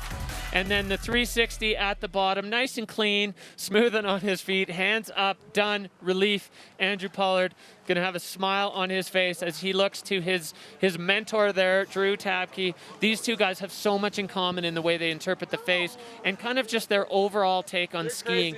Always smooth, always fluid, and really fun to watch. Yeah, they just love it, don't they? They are the biggest ski fans, absolutely loving it, and they're going to be absolutely stoked with their runs today. So just waiting for Andrew's score to come in. Here it comes. Third place, 78.67, so podium position at the moment for Andrew. We're about halfway through the running order, so still a ways to go yet. Yeah, we say podium position, but with this many talented skiers at the top, there is nothing decided yet. Here is our current standings right now as we sit. There you go, Amar Navarro in first, Drew Tabke second, Andrew Pollard third, Blake Marshall and Tao coming up in fourth and fifth after that. So we're going into our first Swede of the day. Next, yes. Carl Renje Eriksson, the guy we saw earlier taking that horrific crash, but he's back in Verbier to make amends. Yeah, the Swedes are stacked up back to back to back. Often they scope together, they ride together, they spend a lot of time together, and we see similar lines from them. Hard to say if we will today. Carl definitely looking to put his own stamp on this, getting high up out of the start and looking to start things off right away with a little airplane turn into that chute off the drop. Carl Renje Eriksson, he's got the tricks. He can apply it kind of anywhere, which just makes him really exciting rider to watch. Yeah, definitely. Would you say he's the most freestyle orientated of the Swedes? 100%. Yeah, he's the youngest of them. Turdell and with a flat three to his feet. He's been claiming or promising all year to do that, and he finally brings it out when it matters. That was Carl huge. Renje Eriksson, a huge flat three at the top, and then another clean drop there. Super smooth for the young Swede, and a redemption run on the Bec de Ras. As the last time he was here, when we started from the top, he had that crazy crash.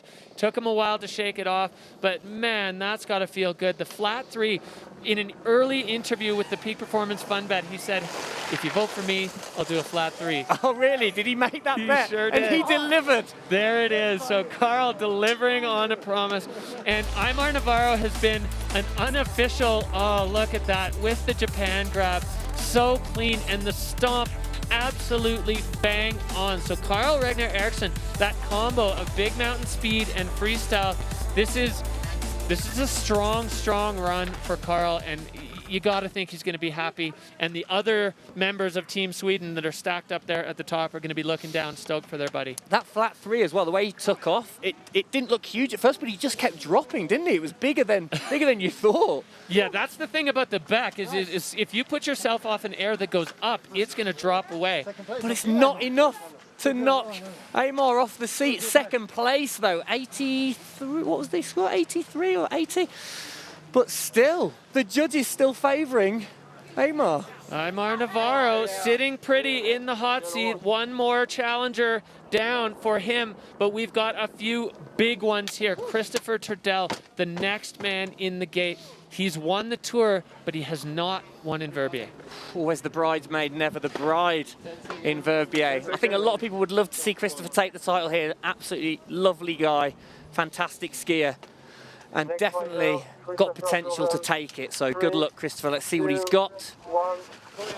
Sitting in a tie at the second place position with his good friend René Barcaret. Similar entrance we saw to Carl. Often, like we said, these guys skiing fairly similar zones, similar lines.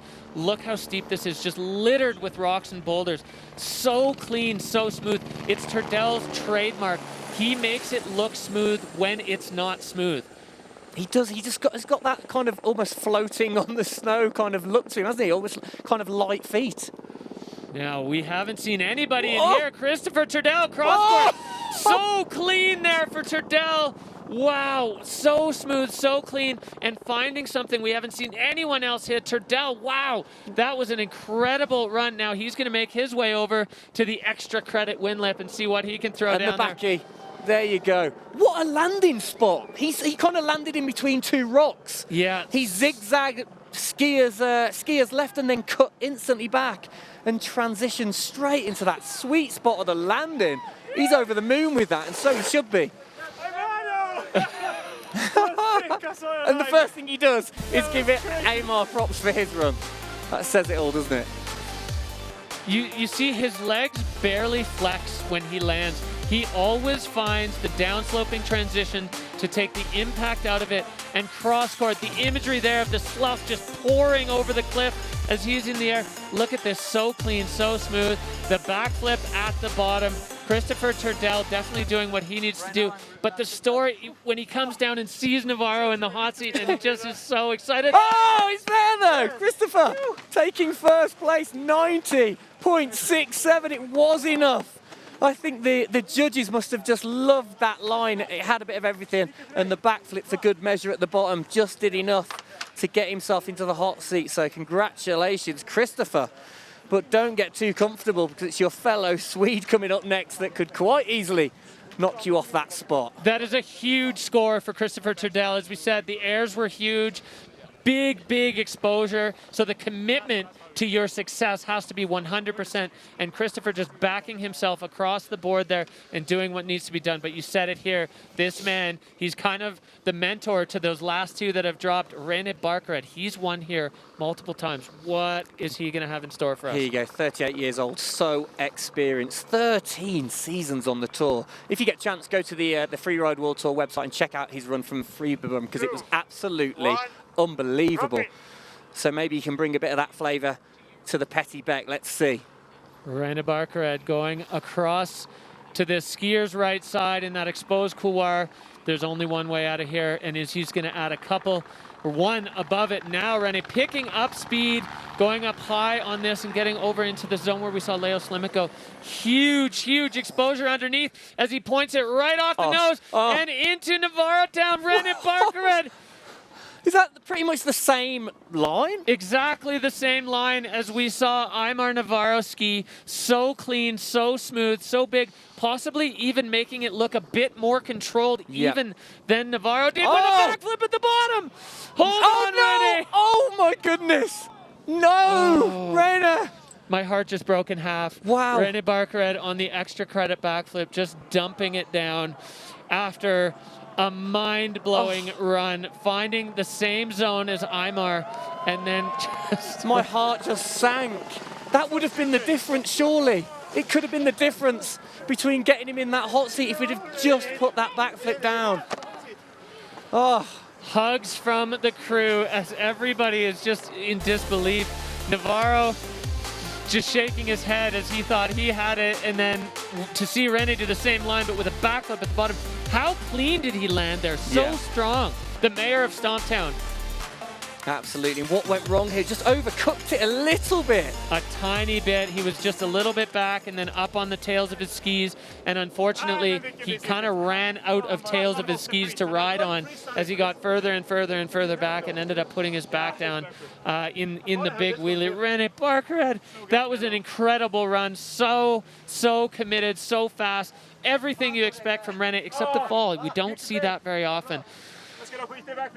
Oh my goodness, that was when he did the backflip. I was like, oh, that could be the game changer here.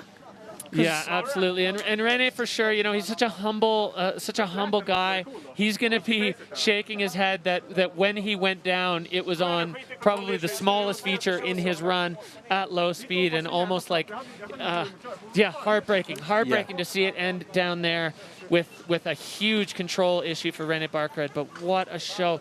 Absolutely. That line, the two of them must have scoped that together, because that was just bonkers. Yeah, and you could just see the way they all gathered around René and gave him a hug. Luckily, if you're wondering, they are all in a bubble for COVID safety-wise, so everyone's had tests and it is completely safe, so they do get a little bit excited and go for the hug, but do not worry. It's all within their bubble And the emotions running high after watching one of your best friends just put down the run of the day, almost, maybe. Who knows how the judges would have seen it, but one of the runs of my day, and then fall at the bottom. It's heartbreaking, but it is the sport, and this is where they put themselves on the line, and they know there's risk, they know there's consequence, and even with a move like that, obviously Ren is fine, but the consequence there was in his result. 7th, which is still a pretty strong result with a crash. Yeah. 72.33 just gives you a sense of the strength of that run when he can be in the low 70s, even with the fall. It just makes you realize the fine margin of error. I mean, just that backflip, it could have been completely different. It could have been a podium place or even a first place for René, but well done for an incredible run. That certainly got us off our seats, didn't it, Derek? Absolutely. Absolutely. The excitement just building and building and building in the ski men's field, and it is not slowing down because this guy is a serious challenge for Christopher Spott in the hot seat. Yes, Wadek, Gorak. He's won here before in 2019. He can absolutely fly down a mountain. He looks pretty psyched there, stomping his feet, and he's on course. Him and René, the only men in the field with Xtreme Verbier victories under their belts. He is known for humongous backflips, kind of that pure big mountain style, but adding the double there. Władek Gorak now picking up speed as he gets control, gets on that left ski, and heads over into this lower section where we may see a 360. Big 3. I did not see that coming from the backflip master. Wow, Władek Gorak proving that he is not a one-trick pony and continuing to make his way down. Well, things are looking the strong for backflip's Gorak. still coming, it is there! You called it, the backflip master, and he landed it absolutely perfectly. Big 3 and a huge backflip. That looked like such an awkward place to do a backflip, and I wouldn't back anyone to do it but Gorak, and he has not done another huge one at the bottom. Dead clean. You can see him stall it out there and just push his feet back underneath him to finish the flip and bring it in clean. 2 flips and a 360 as well as the big drop at the top. That's going to be a challenger. Władek is stoked. They love him. That. Look at the psychedness. Is that a word, psychedness? I don't know. But he's absolutely pumped right now. Absolutely doubling down on the backflip. He's stoked. I mean, I really can't call this anymore. I don't know what the judges will make of that. So the double at the top, catching that left footer, and then moving across here into a 360, something I really honestly didn't think we'd see from Władek Gorak. You saw his ski get caught up there in a track, and then this flip, bang, right to bolts, absolutely perfectly over his skis, and then the extra credit flip at the bottom. Definitely, I don't know what the judges are going to do with that. That was so packed, possibly line score a little bit lower than the difficult zones we saw Aymar and Christopher go into, but so packed with tricks and features. The 360 as well, I mean, he's doing that into quite a track landing now as well, so you've got to take that into consideration of how important it is to, when you stomp something that high up. It's quite a risky area to be boshing out a 360. So. Well, that's exactly right. And the judges recognize those things when you are taking risk, overexposure, or in areas where a mistake would be catastrophic. 88 points! Władek Gorak in second place. Second place, but it's still not enough to knock Christopher off the top spot. Fantastic run, though. He's got to be stoked with that. He did everything he came to do. Well, Władek Gorak, he's got a title, and now the worst he can do is still be on the podium in third because there's only one man left at the top of the mountain, and that man is in the golden bib. He's a rookie out of Squaw Valley. His junior coach, Carey, is here. He's been helping him out. He kind of is following the path of a couple other young Americans and really following in George Rodney's footsteps, as coming right out of the U.S.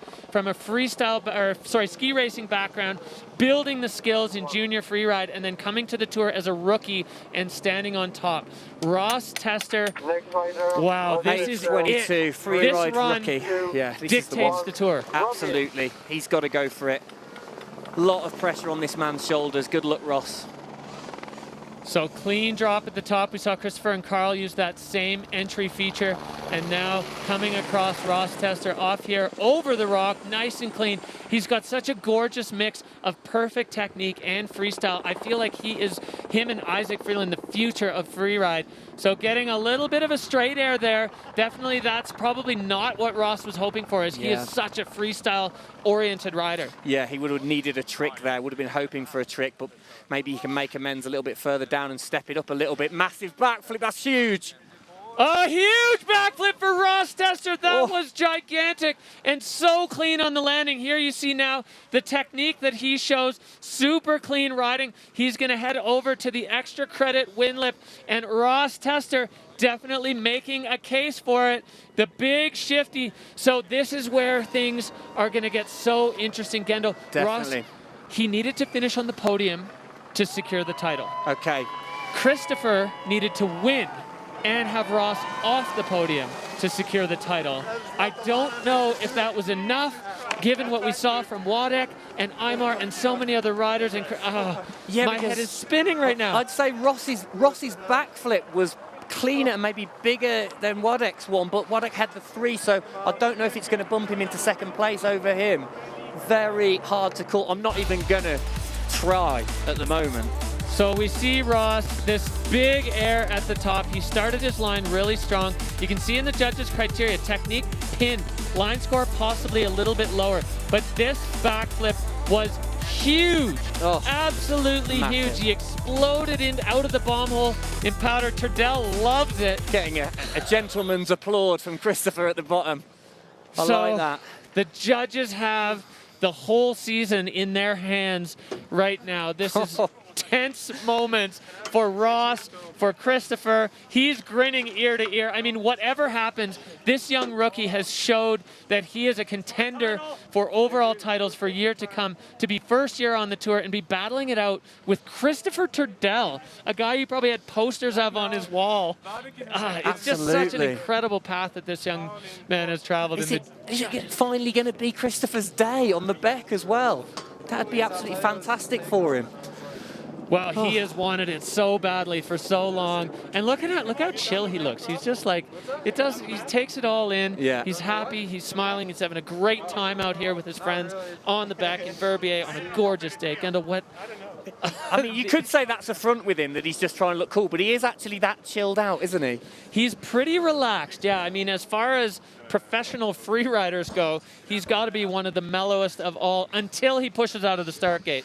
And he is really the Jekyll and Hyde there. He turns into a completely different animal when he pushes out of the gate. So judges really taking their time with this. Really are. I was about to say, it's like they're building the tension with this one. It's like watching the X Factor or something.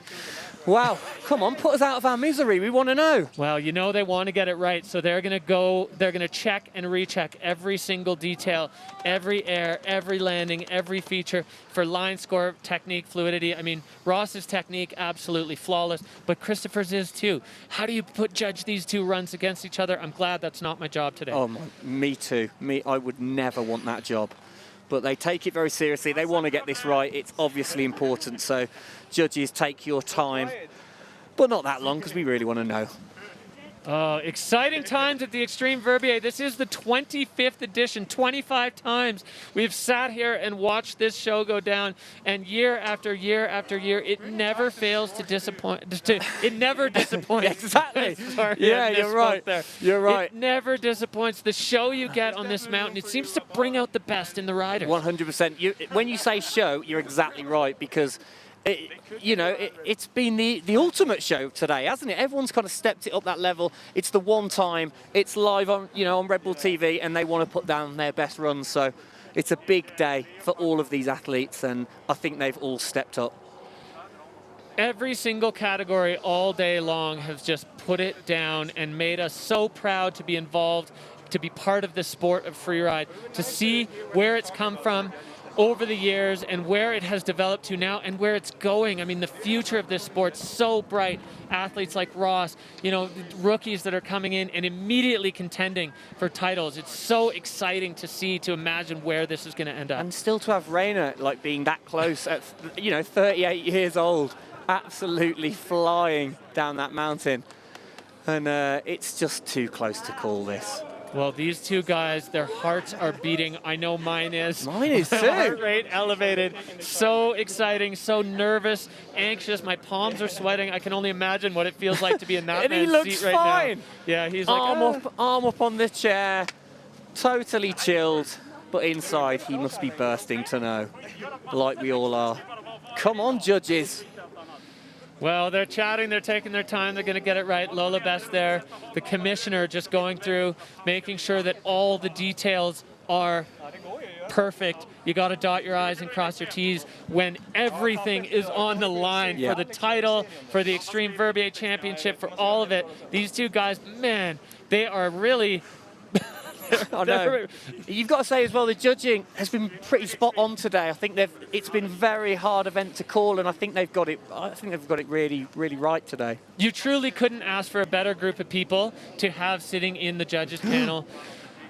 4th place, Ross. Wow. Okay, 85.67, which means Christopher Turdell is your Xtreme Verbier champion 2021. Whoa. Congratulations, Christopher. How that affects the overall. Well, we're going to wait and see. They're going to run the math behind the scenes.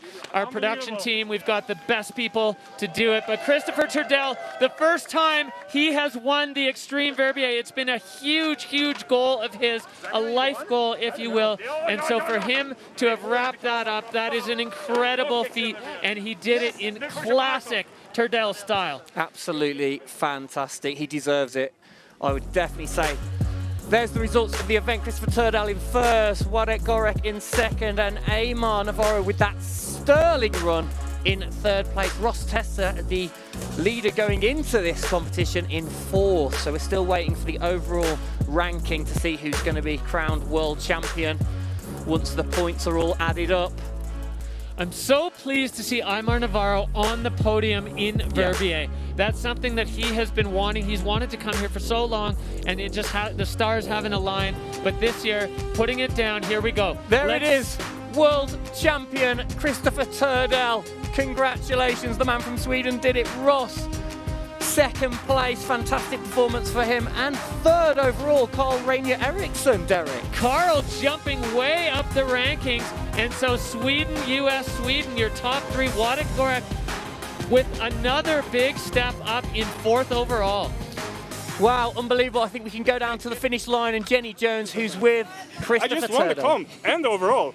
At least the TV screen says that. Christopher, congratulations! You are the Verbier Extreme champion. How long have you been waiting for this moment? I know ever since 2018, this has been my dream. Like, I've been coming back to ski with all the friends on the tour and to have the best winters possible. And the main goal competitions-wise has always been to win on the back. Now we're doing the petit back, so now I had to come back and do the big one again. But is this true? I won the comp and overall. You have 100% won the overall Freeride World Tour. Wow. How does that feel? I don't know what to say. I didn't even aim to do that. I just wanted to do a good result in this comp. And I don't know how that math worked out, but that's unbelievable. Wow. You said you had a dream about this last night. Yeah, I mean, I'm doing TV episodes about trying to qualify to Verbier, and that was like super stressful all winter, and now to come here, it's unbelievable. I can't believe it's true. You had such a super smooth line. You look so technical, great features off the cliffs and everything. Did you enjoy the run? You know, it's always when you look from the spectator's view, you think you have so much time to hit features and do turns and all kinds of stuff. And when you're in the run, everything just comes so fast at you. So it's hardly time to think. You just try to remember what you memorized about turns. And yeah, I wanted to do a line with a little bit of freestyle tricks and big mountain skiing on the steep part. So I'm super happy to be here. It's unbelievable. You really did. Your skiing was incredible. I can see you shaking there. I don't know what to say. You need to take it all in. This is it. You've done it. Yeah, thanks. Unbelievable. And with this crew here, yeah, I got my girlfriend. My brother is here too, and oh, it's unbelievable. Yeah, and how do you think the rest of the Swedish crew are going to feel about this? Unbelievable. I guess they're super happy for me. I didn't see Reiner's run would probably be up at the top too if he has landed his backflip. That was so sick to see him and Aymar. I think Aymar's in third today. To see they do that huge double there, that was just unbelievable. I knew where they were going there, but I did hardly think it was possible. And how does it feel to have all that pressure now just lift off your shoulders? You have to start competing in freeride to even come close to. I can't describe it. It's you're so nervous. I think I slept 4 or 5 hours this night and could barely eat breakfast. And you're just trying to keep all your energy and focus on your run, and to get into that finish arc with a landed run. It's I can't describe it. It's amazing. A massive congratulations to you, Christoph. Thanks. Unbelievable. Thank you. Thanks, guys. Hello. Okay, well, amazing result from Christopher. That was absolutely fantastic. What did you make of that event, Xav? Well, I think it was going to be big, and it was big, right? Like, I really like that there was 3 really different styles on the podium. Like, Aymar's double was super, super impressive, really. It set the tone. And then Christopher's run, like, so light on his feet in such an exposed zone, was super, super impressive. Really nice, and Gorak also rocked, yeah. Yeah, Aymar's run was kind of, well, it kind of... let's have a little... Oh, we're going to have a look at Christopher Turdell's the winning run now. I mean, fantastic to see him take the win. Yeah, and especially like the zone where he went, it's like, yeah, it's really a big rollover, and yeah, it's been really impressive to see him go in that zone. Like, you could see his confidence at the top, like really, yeah, as the commentating, as you guys said, like you cannot see his skis moving. He's just like swallowing every single bump. And then just getting in there, in that blind spot without stopping. And just, I love the little thing he did with his skis to just get the direction into his jump. That was, yeah, like it was heavy metal skiing. A slight little turn, wasn't it, into that pocket and landing perfectly between those 2 rocks. It was just a little bit of precision. And like you say, he's just got that real kind of light technique of making it look so easy. Yeah, kind of a little, like, almost like a jump into, like, setting his direction. That was, yeah, really rare, really impressive. Absolutely fantastic. And he was so stoked when he first got down. And he had to kind of wait it out in the hot seat for a while, but luckily no one knocked him off. Yeah, because like with the skiers, like it's always really a big battle, and until the end you never know what's going to happen. Absolutely, absolutely. Well, what a day in general. I mean, I mean, Ross Tester as well, he came so close to taking the overall title. What about his run today? It just wasn't quite enough. Yeah, you could see that. Yeah, he started well, but then in the middle, like he probably missed something about, like from what he wanted to do. Missed a trick at the start, didn't he? Kind of just straight aired that spot where a few people were doing 360s, and that may have made in the middle difference. section, exactly. And I think that put him off a little bit, and that was definitely not enough to knock off Christopher Turdell. Like, the level is so high that you're not allowed to have any time in your line which is going to be a bit like flaky. You have to be 100% from the top to the bottom. Absolutely.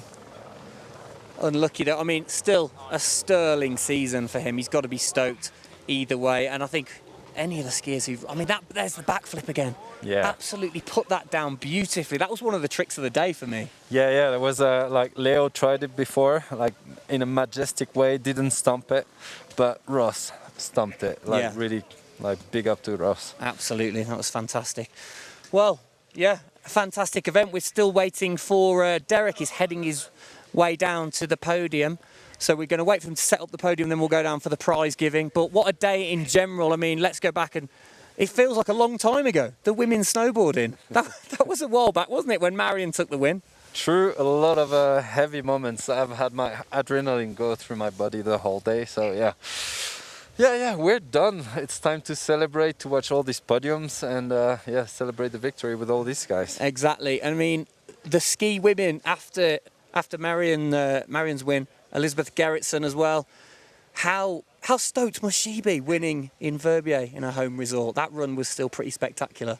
Yeah, it was super spectacular. It was so great to see some good skiing. Like, and I like, to me, what stands out from watching her is the difference of seeing the way she controlled her skis to the other girls. Like, she was really on it, she had like you could see that really good skiing technique pays off. Yeah, we can see her run again actually, and very similar to her run in 2019, just focused, and she never looked in doubt to fall or make a mistake really. It was absolutely just gung-ho skiing from her. Yeah, and that way she dropped in. Yeah, get into that section really nicely. No hesitation, you can see it there, she's pointing the line, and then from there on it's just game on. Absolutely. Such a sick run. She's used to all these rocks here, you know, like all this kind of terrain. And yeah, it has to make a huge difference because, yeah, like it's quite tough for North American athletes, especially to come here and to be used to such rocky terrains, like such alpine conditions. Yeah, I think she's been absolutely loving the conditions as well. I've been following her on Instagram this week. She's been skiing every day and hiking and finding cliffs to drop, and you know, has had a big week of skiing, and what a good climax to the week. Yeah, and it shows that skiing is all about having fun, and the more you have fun, the more great things come out of it. Absolutely. I think it's nice when you see those athletes not get caught up into just the game of just thinking of winning, but they just love their sport, they just have their passion, thrill their level, and that's what happened there. Absolutely. And he took her all the way. Yeah, and let's have a little chat about your little brother, who definitely stepped up and made you proud today. Victor taking the win today in the Petit Bec. Let's see his run again. Yeah, I didn't know how what he would make of that snow, and I thought I would see a lot more hesitation, like in that top section, especially because that double is super tricky. Like even the skiers didn't nail it any bigger, and like it's been great the way he's been just keeping his flow instead of trying to break too quickly. And like there, like he lost me. I don't know how he could manage that 360 and that jump in the exit. That was super clean. You know, it's super important for snowboarders to kind of keep a direct line and like keep the flow, because we don't, like snowboarders don't have as much the possibility to traverse right and left to go and get features. And I think that was a very good choice, which paid off really well. Yeah, I think that was the difference in the end. He decided to kind of just commit to the fall line and the speed of the Bec and the steepness of that face, really. Yeah, but you saw, we discussed earlier how, you know, like you could have two riders doing the same line, and like the intensity and the personality and the mood that they put in it, like gives so much personality to their lines. And I think that's what you could see in Victor's line. You know, he was just slaying it. And like when you see that commitment, it makes all the difference. Absolutely. How stoked is he going to be, do you think, tonight? Did he really believe in himself? Is he that competitive that he wanted it that bad, or was he just going to see what happened today and do his best? No, I think he just wanted to be proud about his line and just do something that like would stand out for him, and that's what he did. And I don't know if you've ever partied with Victor. He just goes mental, so... I'm not planning to party with him, if that's the case. No, I haven't, but, well, I'm sure he'll want to tonight, but not that there's a party, I'm afraid. It'll be straight back to our rooms, socially distanced, of course, but when he can, I'm sure he will party. One way or another. One way or another. All right, let's talk again about Marion Haerty, her season doing, well, the perfect season. 4 wins out of 4. That is so special, isn't it? Well, it's historical. Like Marion made history today, and she made it in a brilliant way. You know, it was not a cheeky win, it was a proper win. So I think she can be really proud, and she's worked hard to get there, and she's really done it. Absolutely. Yeah. We see her run was like definitely way above the rest of the field. So it's been really nice to see that. And yeah, I think that in the next few years, Marion is going to keep on improving as well, and just taking snowboarding to that space where, you know, we've been all waiting for. Yeah, by no means is she done with snowboarding, is she? She wants to keep stepping it up. For sure, yeah, and she's got great margins to do so. She's got all the personality and everything that it takes to do that. Yeah, I'm very proud of her. Yeah. And again, historic. The first woman, I believe, to take 3 wins on the Bec in a row. So that's pretty historic as well. She's, you know, putting records down everywhere. Yeah.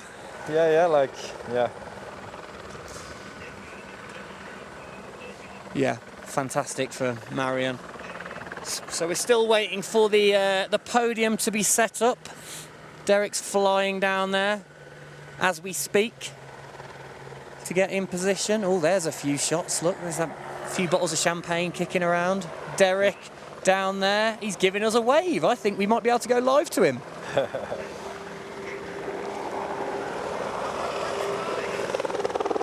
Helicopters still flying around. All right, riders, Freeride fans and family, a huge thanks to all the Freeride World Tour partners, to Verbier for hosting us on this magical day, and for all of you athletes for just throwing it down for all of us. We're going to start off today with the competition results from the snowboard women's category. In third place today, let's hear it for Erica Vikander.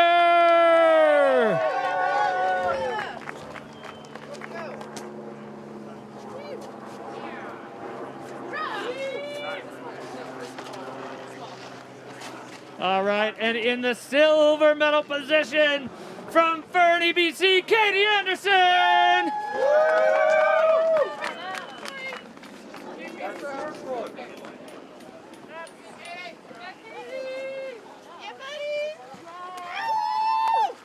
And rounding out the perfect season, first time it's happened on the Freeride World Tour, Marion Haerty.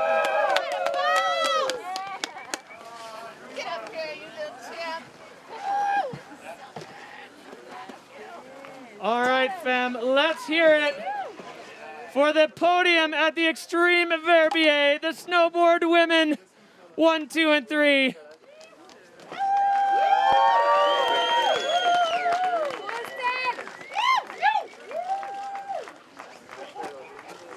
Yeah, 1, 2, and 2. And now it's time for a shower, a nice, delicious, refreshing champagne shower. I don't know how Marion's going to carry that trophy down the mountain. She's going to have to snowboard down with that, Zav. I think she's used to it now. Yeah, she'll be all right. She has a great trick for it. Probably, yeah. I'm sure it's not going to stop her. The champagne's out. Yeah. Having a swig. Congratulations to the winners, the top 3 of the snowboard ladies, women's competition. Don't go anywhere, because we are moving right on to the overall world title. And in third place on the Freeride World Tour this year, Erica Vikander. Oh, she can just stay perfectly there on the 3rd position. Well done, Erica. Very consistent all season. I think it's really interesting this year how second place overall on her first season on the tour, Katie Anderson. Tour stop has been counting 1.5 the other stops, so it has really changed a lot the result at the end for the world title. The queen and I think that's great because your Freeride World Tour champion. You know, we have the 3 all the way. Yeah, Marion. Yes, Marion. Another trophy to carry down. Congratulations. What a worthy winner. Absolutely incredible snowboarding all season long and fully deserved.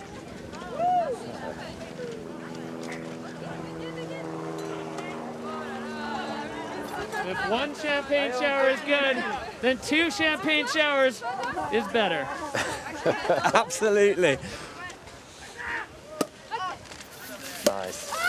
There it goes. She almost made us cry before that. Oh my, yeah, I mean, it was amazing to see how emotional she got. One more time for the snowboard women, Xtreme Verbier and overall tour champions. There's definitely something in sport when you see a winner get emotional, makes them so much more endearing instantly, and you feel so much more stoked for them. So, Marion, what a fantastic day for you, and congratulations, that's incredible. Here's a couple of slow motions of Marion once again.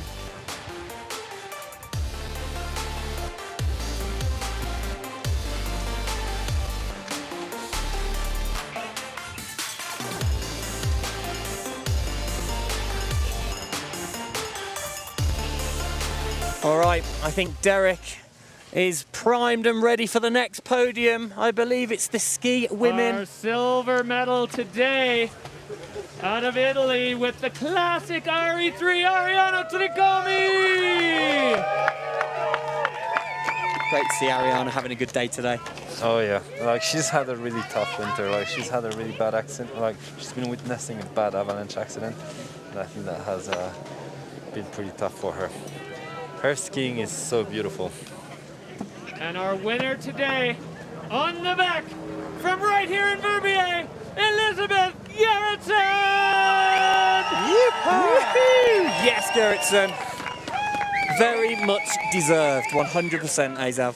Yeah. Like, we forecasted it, and it happened, like, just perfectly, really. Exactly. Fantastic. Local legend. A lot of people in Verbier will be very happy to see that result.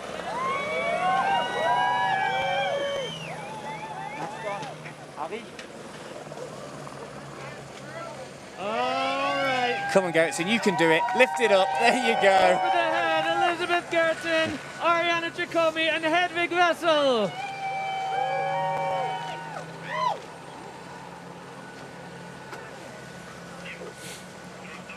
It's nice to see Elizabeth being there right now, because like a few years back she was just in that group from the juniors here in Verbier, from the junior Freeride World Tour club, and she was just charging. She was just being like one of those little rookies, and like to see her here today is like pretty special. Absolutely. I mean, she's been on the tour for I think 5 seasons now, but she's still only 25 years old. It's still pretty young. Yeah, pretty young, but like super mature in her skiing, in her way to deal with the mountains. Like she's been in between really great hands here in Verbier, and she's taking it with pride. Yeah, absolutely. We've got to give a shout out to Hedvig Wessel as well, who was so unlucky to come that close to becoming world champion herself. Only 20 points in it, which it's got to be heartbreaking for her because she's had such an amazing season. So we've got to say congratulations to her as well. Yeah, for sure. Like, cause being in that like yellow seat, like just before this event is always such a tough position. You've got so much pressure on yourself, and especially with this new system with more points counting for the Verbier finals, must have been really hard, and it didn't work out for like that little. Must be really tough to digest, but yeah, she's made women skiing really proud all season long, though. Yeah, and everybody will remember that. 100%, and I think she'll be back more determined than ever next season to go one better, and I'm sure she can absolutely do that. So we're just waiting for the overall results of the ranking. Back to Derek. In third place out of Poland, Zuzana Witek. Nice to see a new nation on the podium. Like, yeah, it's great. Absolutely. Zuzana had a fantastic result in Fieberbrunn at the last event, which managed to get her here, and she'll be absolutely stoked to be on the podium. In the silver medal position for the overall riding out of Norway, Hedvig Wessel! There we go. Congratulations, Hedvig. Yeah, like we big said, up, Hedvig. Fantastic season. And she still looks stoked. And your Freeride World Tour champion, once again from right here in Verbier, Elizabeth Gerritsen! Yes, Elizabeth. She still doesn't believe it, right? I think you're right. I mean, that going back to all the lines and the runs we've seen today, I think one of the moments of the day was her reaction to winning. I know. It was. I just got goosebumps thinking about it. Actually, it was so emotional of her dawning on her face that she's the champion. Yeah, she almost wanted to give it straight away to Hedvig. Like, that's so honorable from her. Yeah, absolutely, an incredible winner. Just to show how much she knew Hedvig was so close, and that would have been very disappointing to have it taken from under her nose, but the results don't lie, and that is the score. So Elizabeth, you should enjoy this win. You are the Freeride World Tour Ski Women's Champion. Congratulations. Shake that champers. Your Ski Women's Champion for 2021 on the Freeride World Tour. Congratulations, ladies. Once again, here's a run. Absolutely on it, completely focused. Not a doubt in her mind. Really standing above her skis, like really keeping perfect control, like beautiful. Yeah, fantastic. Well done, Elizabeth. Okay, we're just waiting for the snowboard men's podium to be set up. We'll be back down to see Derek for that. Again, Victor's big moment. I know. I should be down there throwing champagne on him, right? I know, man. No, don't you leave me. You got a job to do first. You can big him up live on TV. Don't worry about that. But yeah, how stoked is he going to be right now? Well, he's going to be thrilled because after that tough beginning of season, you know, like he had kind of given up a bit on the title. Men's division for today's competition. Well, here we go. Back to Xtreme Verbier in 3rd place. Give it up for Blake Moeller.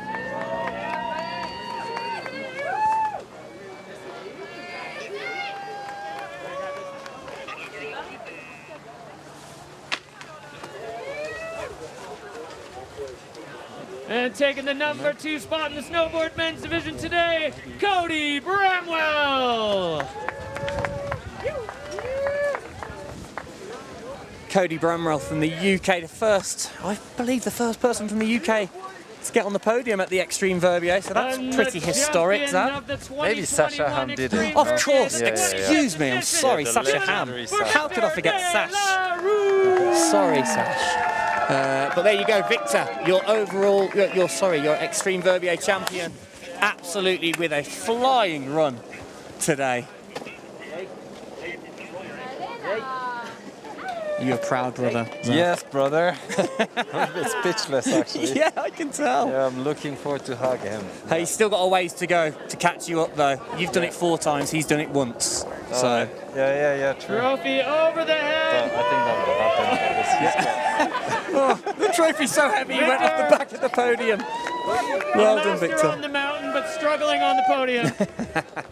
Yeah, I've been super happy to see him evolve throughout the years. Like, you know, because he was like a pure hard freestyle rider, moved into backcountry and then into the bigger mountains.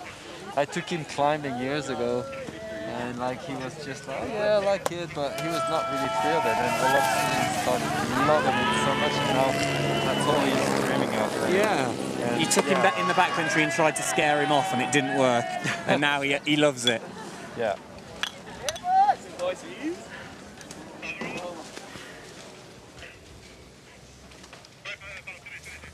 Okay, well, we'll just wait for the podium of the overall. There's the results of today.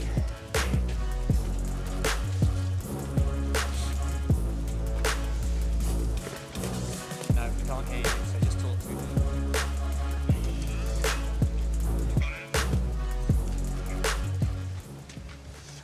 Okay, so we're going to do the overall podium results of the snowboard men's soon. Victor again taking the win.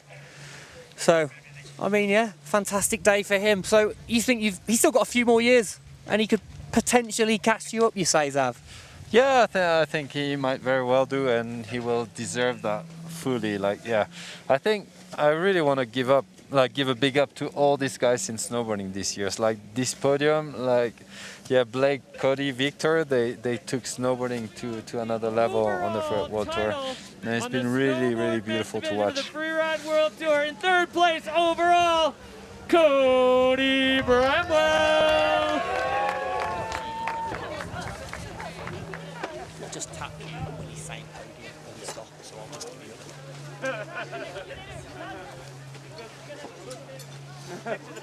It's Haerty. And in 2nd place overall in his rookie season on the tour, Blake Moeller. Blake Moeller, rookie season, taking 2nd overall. What an achievement that is.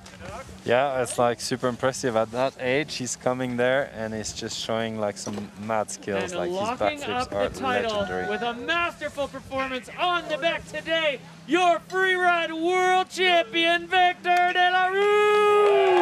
Yes, Victor, congratulations. Get back up there. You've got another heavy trophy to lift. Absolutely stoked. Yes, congratulations to all the men this year. The snowboard men's category, like you said, Zav, it's been so strong, so much versatility. Yeah, and very often here on the Bec de Ros, there's a big difference between the skiers and snowboarders. But I think the snow here was like quite in favor for the snowboarders. You didn't have that problem of getting the edge caught up, like which you could see on some of the skiers. Absolutely, there we go with the champers. straight in Victor's face, I'm sure. Oh yeah, he's happy now. Yes, he is. Congrats, Victor. That's just a nice little preview for tonight. Yeah. Incredible, incredible work. Oh, how's the emotions? I know. How's the whole family going to feel watching this? Where are they watching it? Well, there's like my brother, his wife, and my wife. They're like down, and the rest of the family is back home. Okay. Yeah, and yeah, I think I was so nervous, so I can't even imagine how they were. My mom always like thinks we're crazy. Yeah, I'm sure. Well, I'm not surprised. Yeah, you are pretty crazy, you boys. She's a bit used to it, but yeah. Like she surely must be proud now. Well, she can be relieved now. You can relax, and yeah, your boys are safe, and one of them's a Freeride World Tour champion, so you can celebrate today as well. Fantastic work from Victor. Okay, I think we're going down to the men's Xtreme Verbier results of the ski men.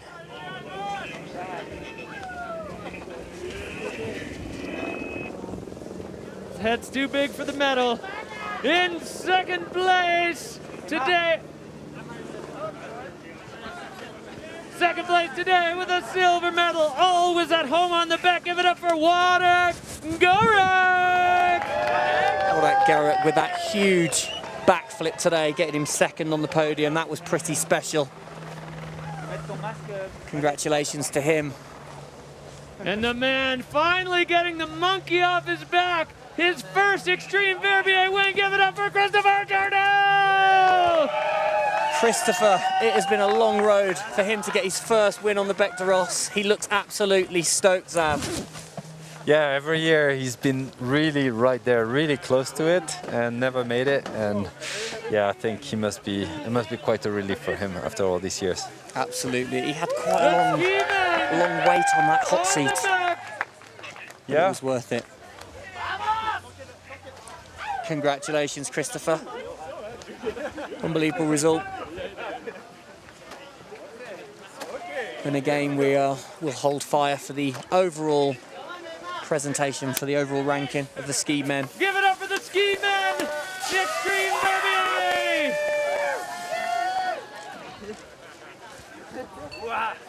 It's been incredible to see with that level of commitment how little mistakes there were from the skiers. Yeah. You could see their runs are like really fully committed, and any mistake would end up into a massive blow. And like they've all been really like on their feet, really clean. And they're sending some huge actions and really making it all the way. So that's I think that's a great sign of progression. Absolutely, yeah. The level of the skiing was so hot. You got to give props to the judges, really. That was you could tell in the final decision there was a lot of time spent making sure that was right. But I definitely think the judges pretty much got it right today. Yeah, totally. It's like such a hard job because especially like those 3 wins were so different. Aymar with this huge double was so impressive. There was a huge wow factor, but probably a bit less features than the other lines. And then Vadek had like with his 360, his 2 backflips, had a super, like a lot of tricks going on in his line, like quite freestyly. And then I think Christopher had the perfect combination with like his entry into that like section where no one has been, which is fully blind, and where he just went totally flowless. No, flowful or whatever. And flowy. I know what you mean. To the world all right, let's get back champions to in Derek. the ski men's division with a huge jump up the ranks today, up to 3rd place overall, Carl Ragnar Eriksson. Carl Ragnar Eriksson getting a 3rd place. I mean, he was quite far down the rankings at first, but he had a fantastic run today, and I think he'll be stoked with 3rd overall. Yeah, and also well deserved. That Swedish posse is still ripping. Yeah, it was the same back in the days, and they're still here today. World Championship, the rookie out of the USA. Give it up for Ross Tester. Ross Tester, 2nd place overall. Like Derek said, rookie, absolutely incredible performance this season. Well deserved. He will be over the moon with that. And your 2021 Freeride World Tour champion in ski men, Christopher Turdell. Yes, Christopher, overall champion. like we said, he'll be absolutely over the moon and well deserved, hey Xav.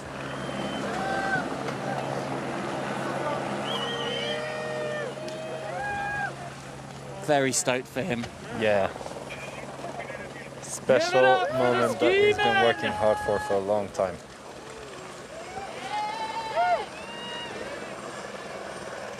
Well, good things come to those who wait. He has been chasing the win on the Bec de Ros for many a year, and he got it today, and along with it, he became world champion. So not a bad day on the mountain for Christopher, really.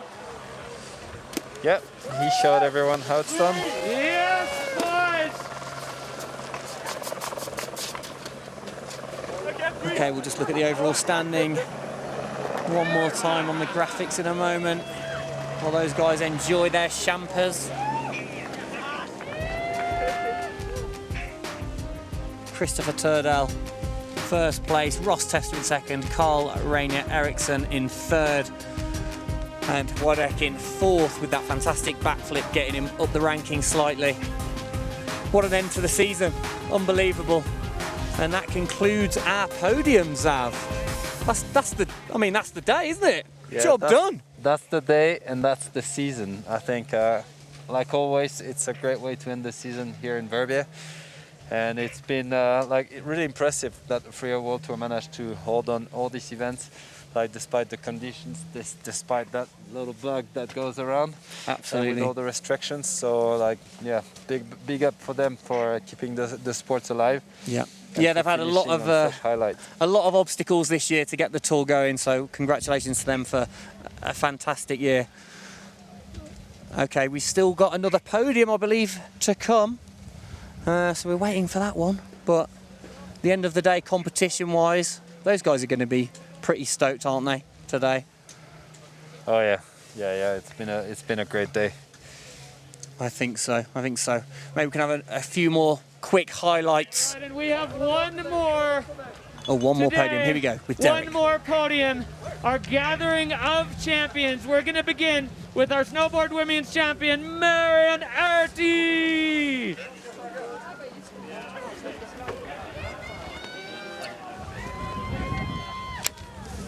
So now we got all the champions. Okay, yes, this Let's bring up our ski women's champion, Elizabeth Gerritsen.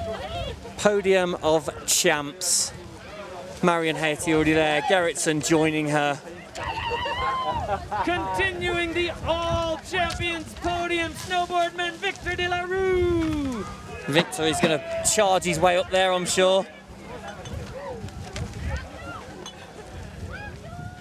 And our ski men's champion, Christopher Turdell. And finally, Christopher capping off the 4 champions, and 4 worthy champions, you've got to say. Yeah, that's a good batch we've got here. One more time, let's hear it for the champions of the world, Freeride World Tour 2021. Unbelievable day, fantastic winners. What can you say about that? They've got some massive trophies to carry down the hill, so good luck with that, guys, but I'm sure adrenaline will get them down there. And they've fully earned a little bit of a break, because that's been a long old tour and an exhausting one, but they must be absolutely stoked with the win. Yeah, totally, and now they can start their filming season with a big pride. Like now, the next few months are always the months that are super important, like for pro riders to make their all their footage. It's always the best conditions, and it seems to me that either in North America or Europe there are some great conditions to be filming. So absolutely. I think hopefully they're going to make some great footage to make us all dream and inspire us. Yeah. I'm sure they will. Well, that is all we've got time for from me and Xav and everyone else in Verbier. Thank you for watching today. It's been an absolutely fantastic event, and we will see you next time. Goodbye.